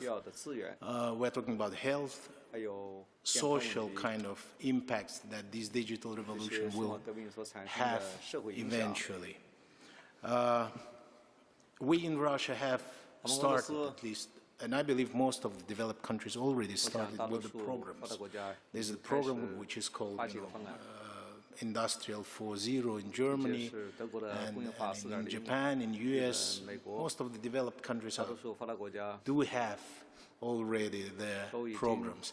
Now, there's a discussion how to unite them, how to match one to another, and this discussion has taken place in G20 and in some other venues. We believe that since internet and digital issues are so universal with the impact to every aspect of humanity, that the best platform for the discussion of these issues should be UNO, at least one international platform, where the rules and forms should be developed for all, for business, for society, for countries, so that in 10 years we will not suffer from the side effects that any revolution has. Believe me, I'm Russian, and we know what revolution is and the consequences, no matter what eventually happened with the results of the revolution. So, based on that, we think that several issues should be addressed to the UN level and discussed. First, the regulatory issues. Second, the technological and research and development issues, so that we shouldn't waste the resource of the world, actually, to this kind of stuff. The third one is considering the infrastructure.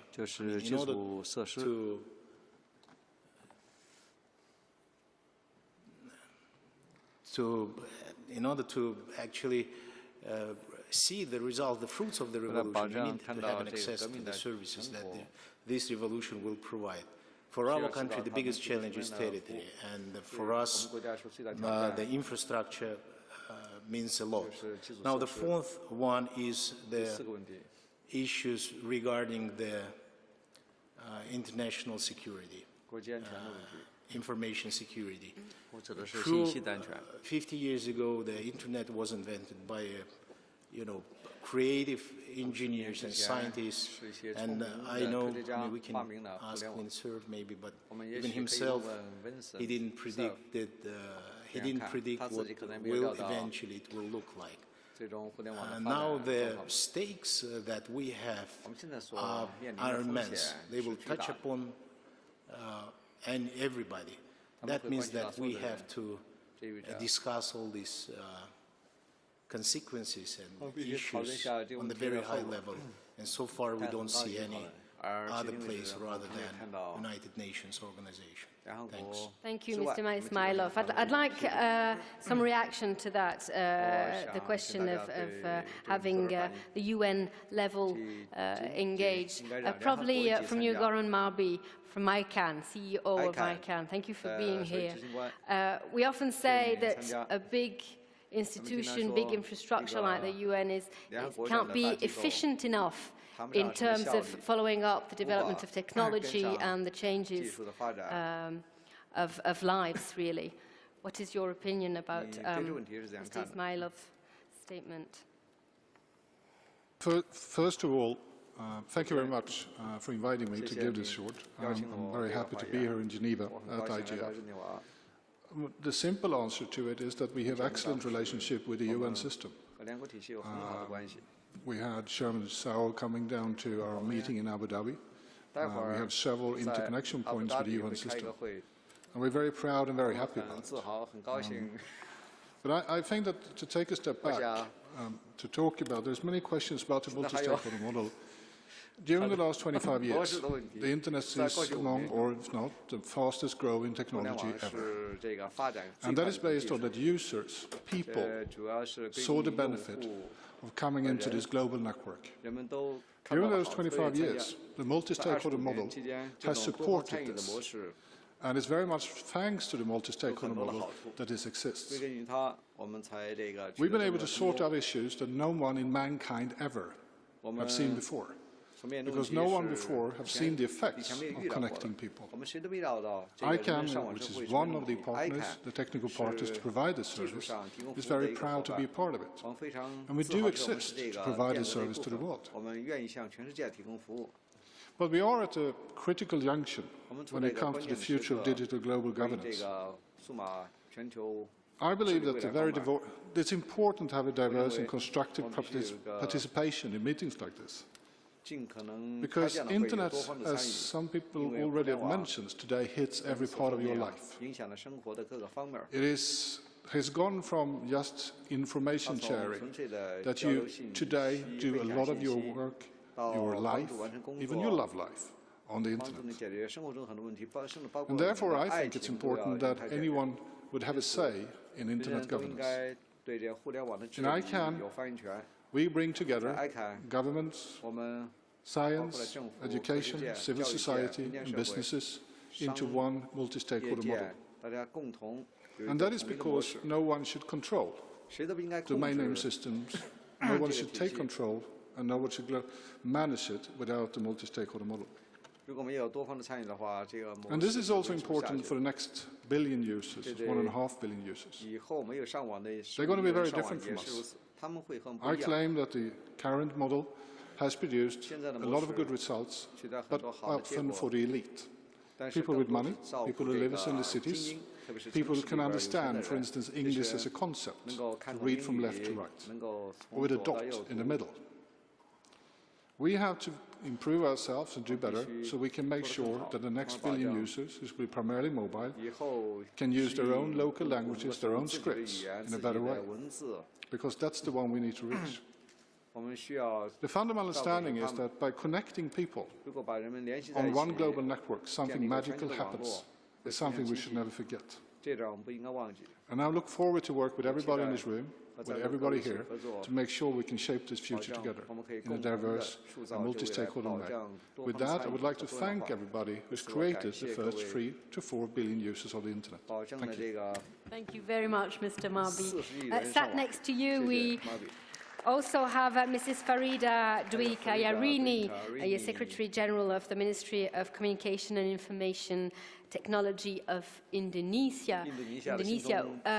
What do you have to say about the shaping of our future global governance?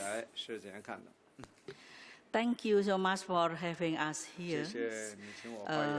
In our opinion, in Indonesia, by 2020, Indonesia is targeting to reach 130 billion US dollar from e-commerce transactions. In this, the vision of Indonesia and the digital energy of Asia. To achieve this, Indonesia is completing the internet infrastructure through the Palaparing program to pursue in target in 2019. Palaparing is telecommunication infrastructure project in the form of fiber optic construction throughout Indonesia along the 36 million kilometers connecting several major islands in Indonesia to reach 440 cities or districts. In addition, we keep facilitating several strategies programs to encourage small, medium enterprises go online and to develop more digital startups. We also realize that the internet also brings negative impact that Indonesia also suffer from it, especially caused by the spread of illegal content, such as hoax and hate speeches.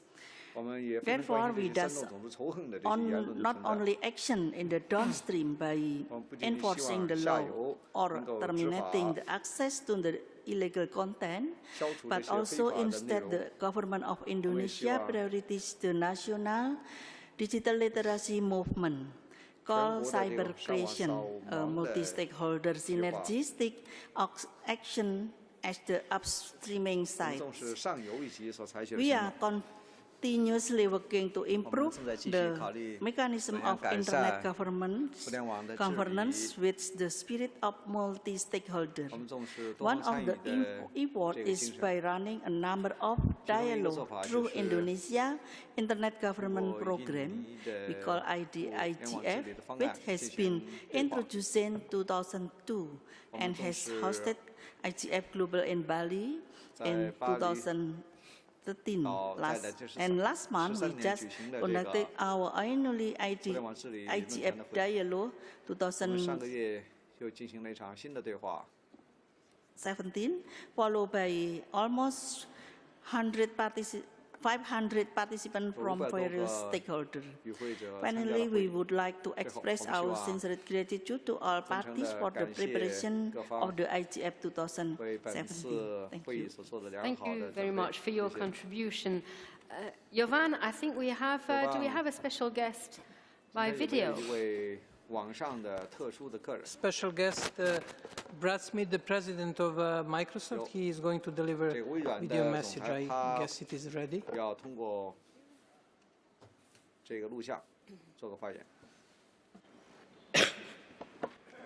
Hello, I'm Brad Smith, president of Microsoft. I'm thrilled to speak with you today. The Internet Governance Forum is an ideal opportunity for stakeholders from around the world to discuss the important policy issues posed by the digital transformation taking place around us. And I can't think of a better place to have this discussion than Geneva, a city I had the pleasure of visiting just last month. As all of you know well, it doesn't matter where on the planet you come from. We all live in a digital world. Whether it's how we work, create, communicate, or entertain ourselves, digital technology has become a cornerstone of our lives. And that raises fundamental questions for all of us. For example, how do we protect the digital world that we all rely on from hackers and nation-state attacks? How do we ensure that the benefits of digital transformation are realized in every corner of the world? And how do we ensure that everyone, no matter their circumstances or ability, can take part in the digital economy? At Microsoft, we appreciate that we have a responsibility in helping to address all of these issues. That's why we've called for the tech sector, governments, and civil society to come together to establish a digital Geneva Convention for the 21st century. A convention that builds upon existing international law to keep the world safe, not just from attacks on machines, but attacks on vital infrastructure, which left unchecked will only grow in severity. It's also why we launched our Airband initiative in the United States, which we will expand globally, to ensure that those without access to broadband can get broadband access and can realize the benefits and opportunities of the digital economy. And it's why we're so deeply committed to expanding digital skills education around the world, to ensure that everyone, no matter where they live or their current circumstances, can acquire the skills they need to thrive in the digital economy. If the United Nations is to realize its 2030 Sustainable Development Agenda, all of us need to play an important role. As technology's role continues to grow, we at Microsoft are committed to partnering with stakeholders from around the world to ensure that we build a cloud for global good that empowers us all. Thank you. Okay, yeah, we can applaud, of course, Brad Smith. Thank you, Jovan. Let's probably have the reaction from a few of our panelists before we go back to the audience on the proposal, the solution that is being stated here by Brad Smith. International convention, which could respond to a few of the worries that we heard earlier on. Probably Maria Gabriel, as the European Commission, what would you think of an international convention? Comme je vous l'avais dit déjà, je crois que nous avons besoin aujourd'hui de plus de coopération.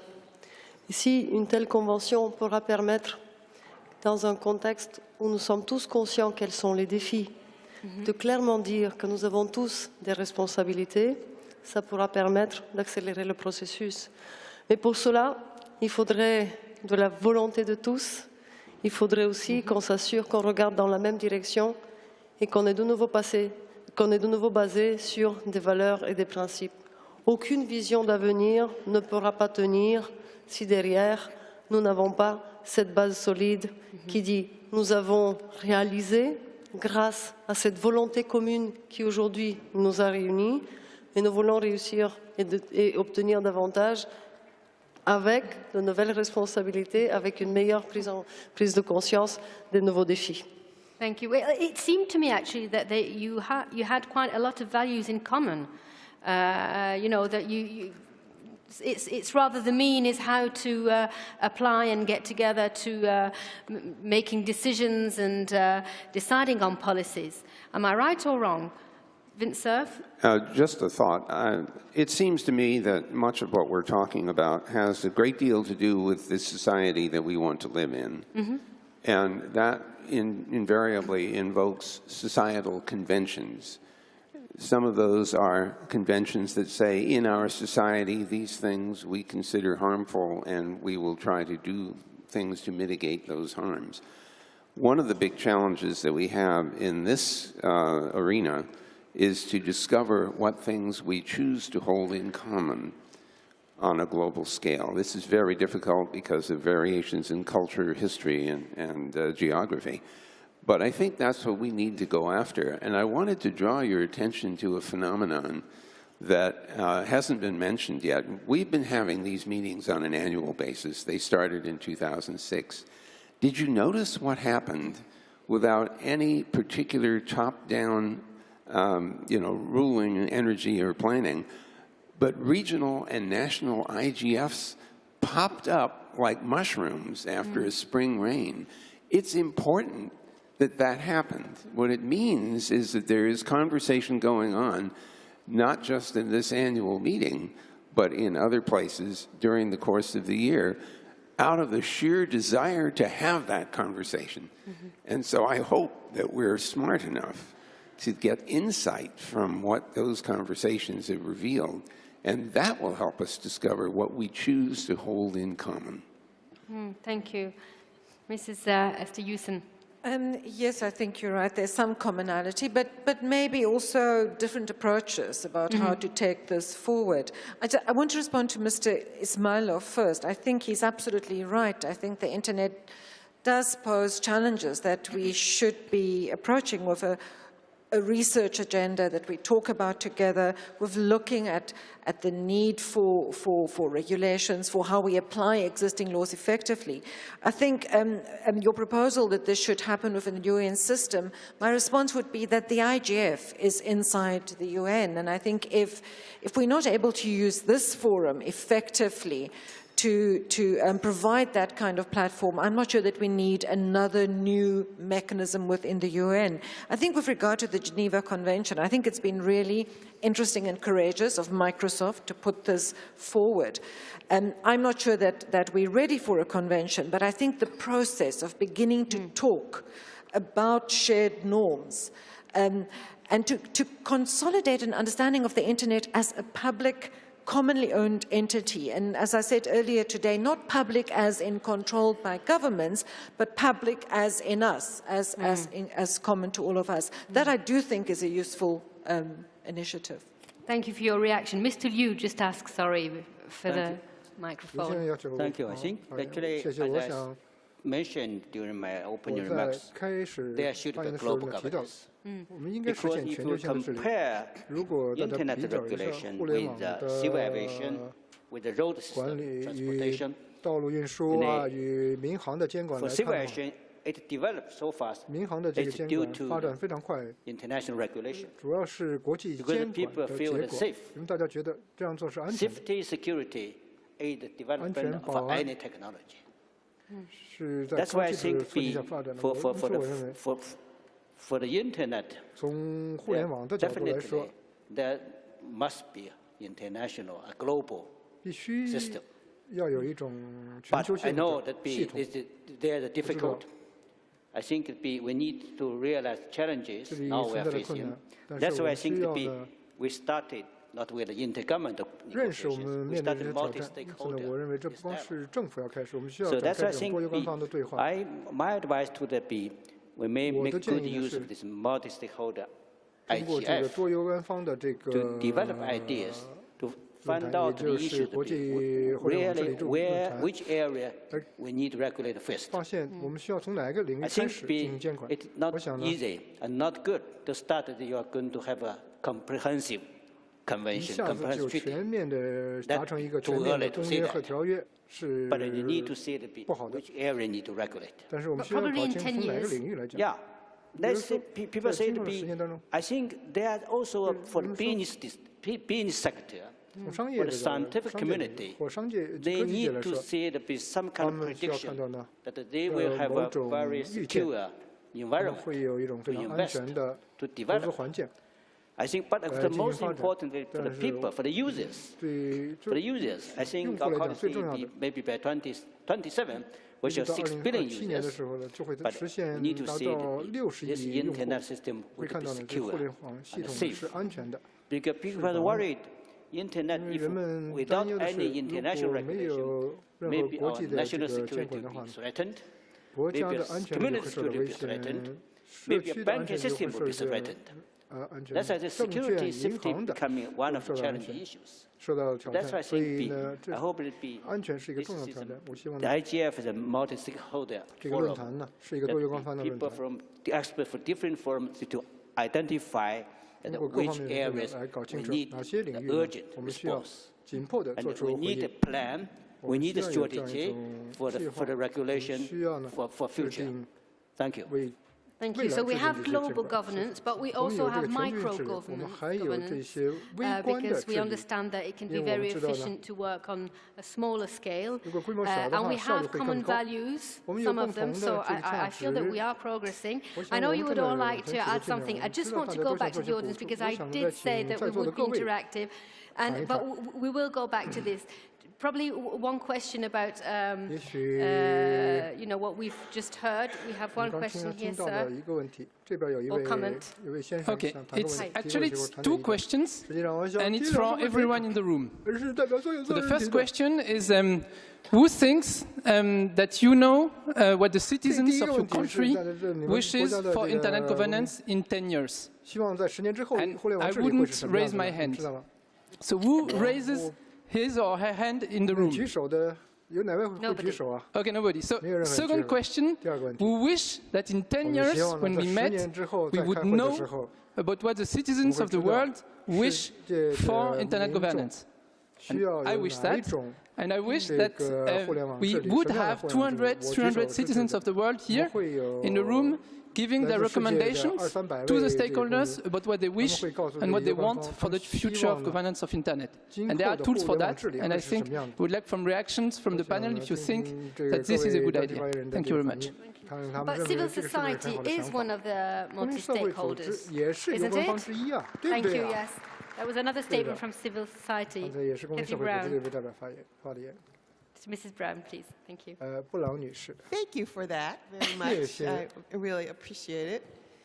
In the last 18 months, the Internet Society has conducted interviews around the world, and I would ask you to take a look at our Global Internet Report this year. And we asked our wider community, amongst which were technologists and scientists and civil society and human rights and business, what did they think was going to happen with the Internet, and what are they worried about? What are they happy about? What do they see are the opportunities, and what are they worried about? Do they share the same worries that we've expressed today? Well, what's interesting to me is that nobody thought that making a law was going to help, was actually going to be the answer to what they're worried about. What they're worried about is that the control of their lives, the ability to use this amazing tool, this place where they live, will be somehow taken away or taken control by other entities. Number one, big worry. What they believe could happen is that it becomes the tool for the empowerment you're talking about and that you want so much. And that there is this list of things that that have to happen in order for the good things to happen and the bad things not. But what they want is a seat at the table. They want a seat at the table. They want to be part of that decision-making. But you're a representative. Second point, this is not a representative issue. I don't represent anybody except myself. I can tell you what the community thinks about. They are willing and want to engage with those who make decisions. Second point, governments do not make every decision about our lives, please. And yet, the internet is in every part of our lives. So this notion, I get very nervous that we think that the conversation we're having here about what is government control all about is the whole question. It is not.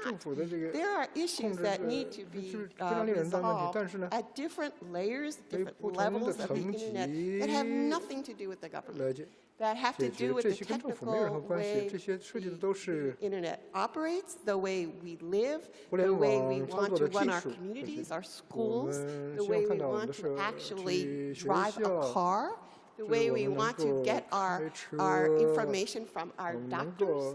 How are we going to solve those things?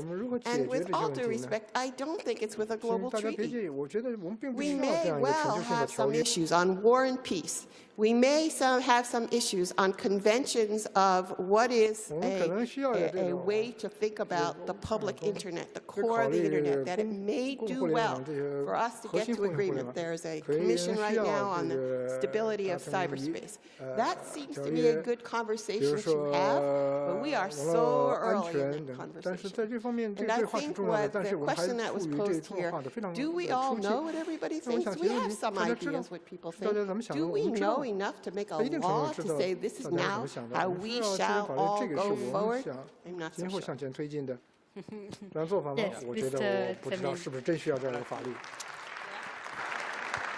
Yeah. I just like to add a few words. Here, cybersecurity is a very important issue. And ITU has worked on this since the last 2 decades. In the first decade, we worked among telecom engineers among ourselves. We consider it's not enough. So therefore, ITU in 1998 suggested to United Nations to organize a WSIS process to engage more stakeholders to come to this point. We are very pleased to see that WSIS process continued, not only for the last 10 years, but for the next 10 years as well. So this is great.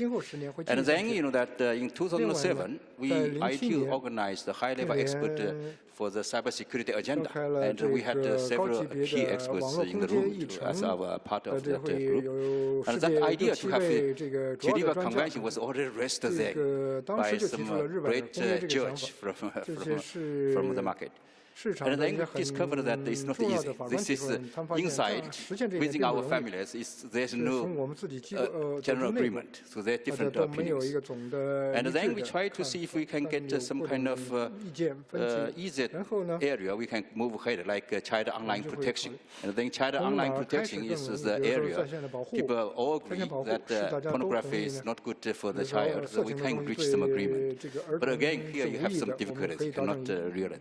And this issue is still in a hot topic in ITU, but also in the world everywhere.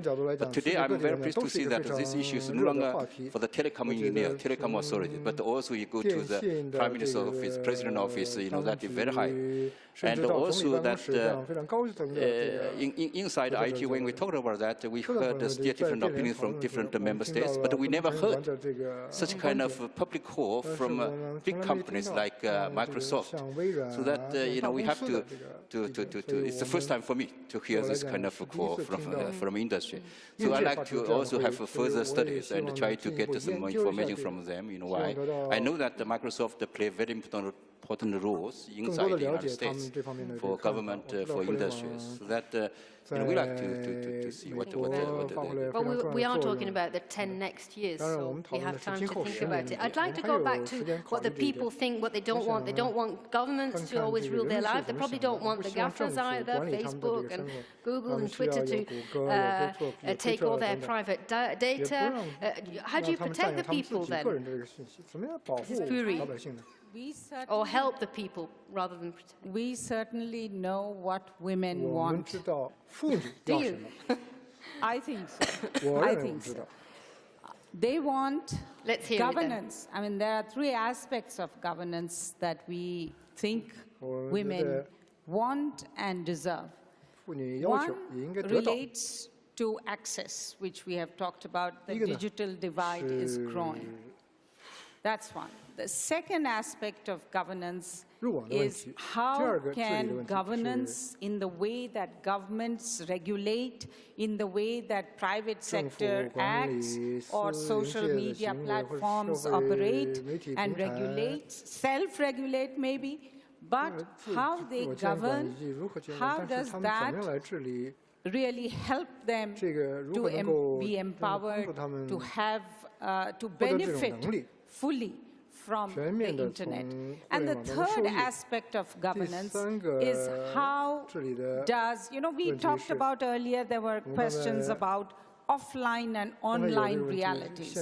And how does the offline reality get translated into online, or either it becomes worse or it becomes better. Now, what they would also want is that internet governance be such that the cyber threats that women face, the new forms of violence, harassment, harmful stereotypes that the internet is perpetuating is something that they would want regulation to address. So certainly we know and we feel that these are the 3 major areas where women and girls want internet governance to deliver. Thank you very much. Vint Cerf, on what users really want. We're talking about women in a sense of a community that needs protection, but going back to the civil society as well, that Cathy Bren was mentioning, can we hear, can we do something about what people want, what the users want? Well, I'm not going to try to speak for everyone in the whole world, but I will tell you what I would like. I'll tell you what I would like. I would like to feel safer in the online environment. I would like the technologists to help me get there. I would like to learn practices that would make me feel and actually be safer.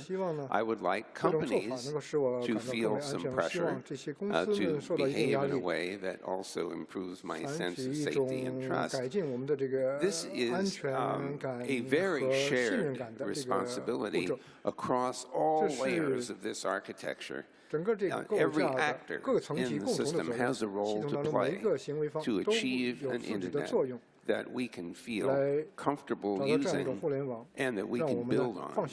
And we aren't there, but we have gone a long way from the 3 networks that we demonstrated in 1977. And so I have the feeling that we have the capacity to do this if we have the will to do this. But who would give the good practices, for instance? I'm sorry, who would? You said, who would deliver the good practices? You said, as a user, I would like to have, to know about good practices to have a safe environment. Who should give these good practices? Companies, governments? Actually, there are a variety of sources, right?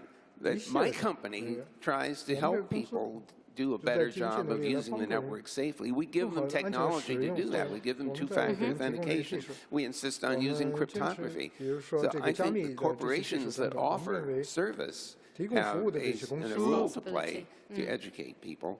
But our entire educational system has to start very early on, not only with teaching people practices to do safe networking, but also, and I will say this over and over again, to think about what they're seeing and hearing in this environment, because if we don't learn how to think critically, we are going to become very confused. Thank you. I agree completely with what Ben said. And your question about the good practices, I think they emerge from collaboration between technical people and human rights people, and between users. And I think users want more than just a seat at the table. I do think they want to be empowered and know that their rights will be respected. And I think the comment from the floor is a really important one. Are we using our technology that we're creating enough to deepen democracy and deepen governance and make it more inclusive, not just in the internet, but in the world at large? And we spend, I think, more time now about how to apply conventional models of governance to the internet than really using its potential to make it more inclusive and more accountable. Thank you. We're getting close to the end of our panel. I would like to ask the other ministers in the room on the floor if they would like to add a comment or a remark to the debate. Jovan, have we got some remarks from the audience outside the room? No major prophecies from the online participants, unfortunately. But there are a few comments on the regulation. Some Twitter tweets arguing that it is not possible to regulate unique space of online communication, and the other basically arguing that it's a matter of time when we are going to get treaty. Some comments summarize that it's premature now based on discussion on day 0. Those were two group of comments. It's not possible to regulate. It's almost inevitable, but it is just a matter of time when we are going to get a treaty. Those are main comments. Yes. Thank you very much. It's not very surprisingly, there you go, exactly. As I said, yes, please, Minister of Bangladesh. Is it working? Yes, it is. It's working. I mentioned in my opening sentences that the digital space created by digitization should be secured. And the national governments are going for laws and rules and regulations and act. But since internet is a cross-border technology, digital space, so we need a global governance on the security issue. That is why I said a cyberspace security treaty needs to be developed gradually. What Microsoft said, well, to start with, we can start the discussion by convening a convention, and then the issues will be tabled there. There are two aspects. One is criminals, another is cyber war. Cyber war is waged by states, against politicians by another politicians, or overt and covert. So cyber wars, that is a very tricky area, how to demilitarize the cyberspace. So when you ask for the safety and security of the cyberspace, many aspects will come. Yes. We can start the discussion by convening a Geneva Convention and appropriate that IGF can do the lead, take the lead. But my understanding is in 10 years' time, definitely we need a global cyberspace treaty, which will be an umbrella treaty to give a safeguard direction to the nation states. That is one thing. Another thing is very important, which we have not discussed much in this House. Digital economy. She is the commissioner of the European digital economy. Economy is one thing, but digital internet is creating its own economy. That is, we call digital economy. It has its own parameters and own opportunities and constants. In Bangladesh, what we are facing now, we have developing e-commerce. So more than 700 e-commerce companies are functioning, but without a management regulatory body. Now I say a framework is necessary for digital economy only across the world. And for that, wise to harmonize national regulation versus global business objectives and cross-border digital trade. Concentration of global north, I hope you don't mind. Concentration of global north-based international e-commerce is a threat to the tax revenues of the global south. I come from south. This needs to have a fair and equitable collection and distribution of tax revenues around the world. 平分配收入。为了实现这一点，联合国确实应该建立这样的一个框架。Thank you very much. Thank 非 you. 常感谢。 We're getting close to the end of the debate, so I'm afraid we won't have much time left. I would like you to try and answer. I mean, even Twitter is going long now in words, so I don't know how to start this. But give me one word, maximum 5, on your dream in 10 years, all back here on stage, and there's one thing you're hoping to achieve about digital governance. What would it be? The main challenge for you, Kitty Brown.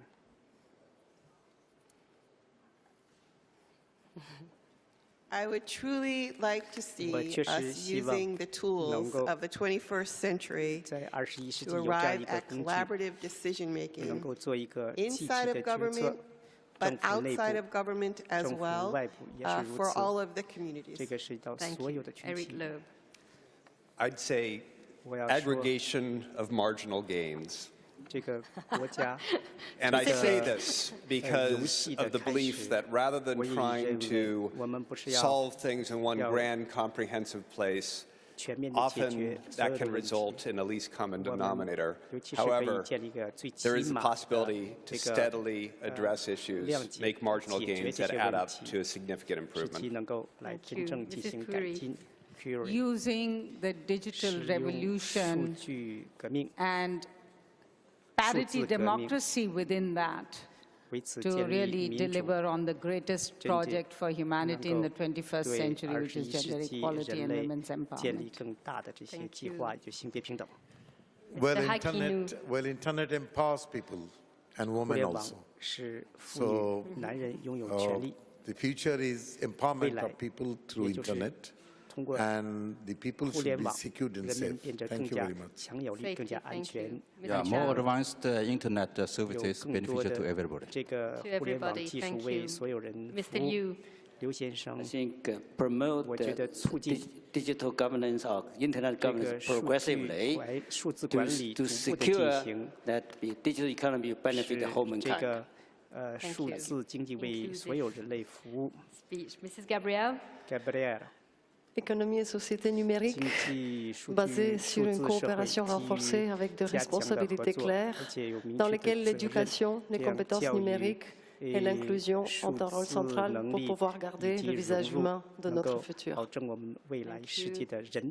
Yes, I would say harmonization of digital governance for the benefit for everyone. Thank you. Thank you. Benefit for everyone. Privacy, security, trust, human rights, collaboration around the internet as a public entity that belongs to all of us and should be governed by us collaboratively. Thank you. Mr. Vintsev. In 10 years' time, the internet really is for everyone. For everyone. Internet for everyone, I think we've heard it from all of you. So shall we keep that as our key message tonight? And I thank you all, of course, the audience in the room, outside the room, the Minister and all our special guests, and of course our panelists. A big applause to our panelists. Thank you so much.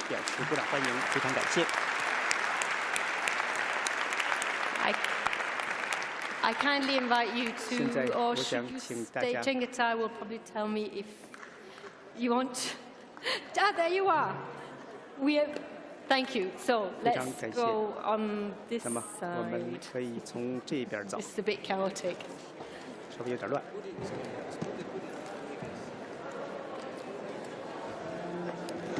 Can I just ask you to leave the stage so that we can have the rest? Yes, please.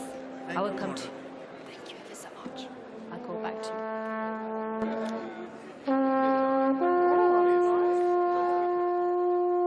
Can I just invite you to come to us? Hello? This was chaotic. Can we have... yes, that's for you. Can you go down from here? You see, be very careful. I think Mr. Don't you have the mic? Sorry, merci beaucoup. Pour vos contributions, ça va toujours trop vite, évidemment, mais merci beaucoup. We need the mic.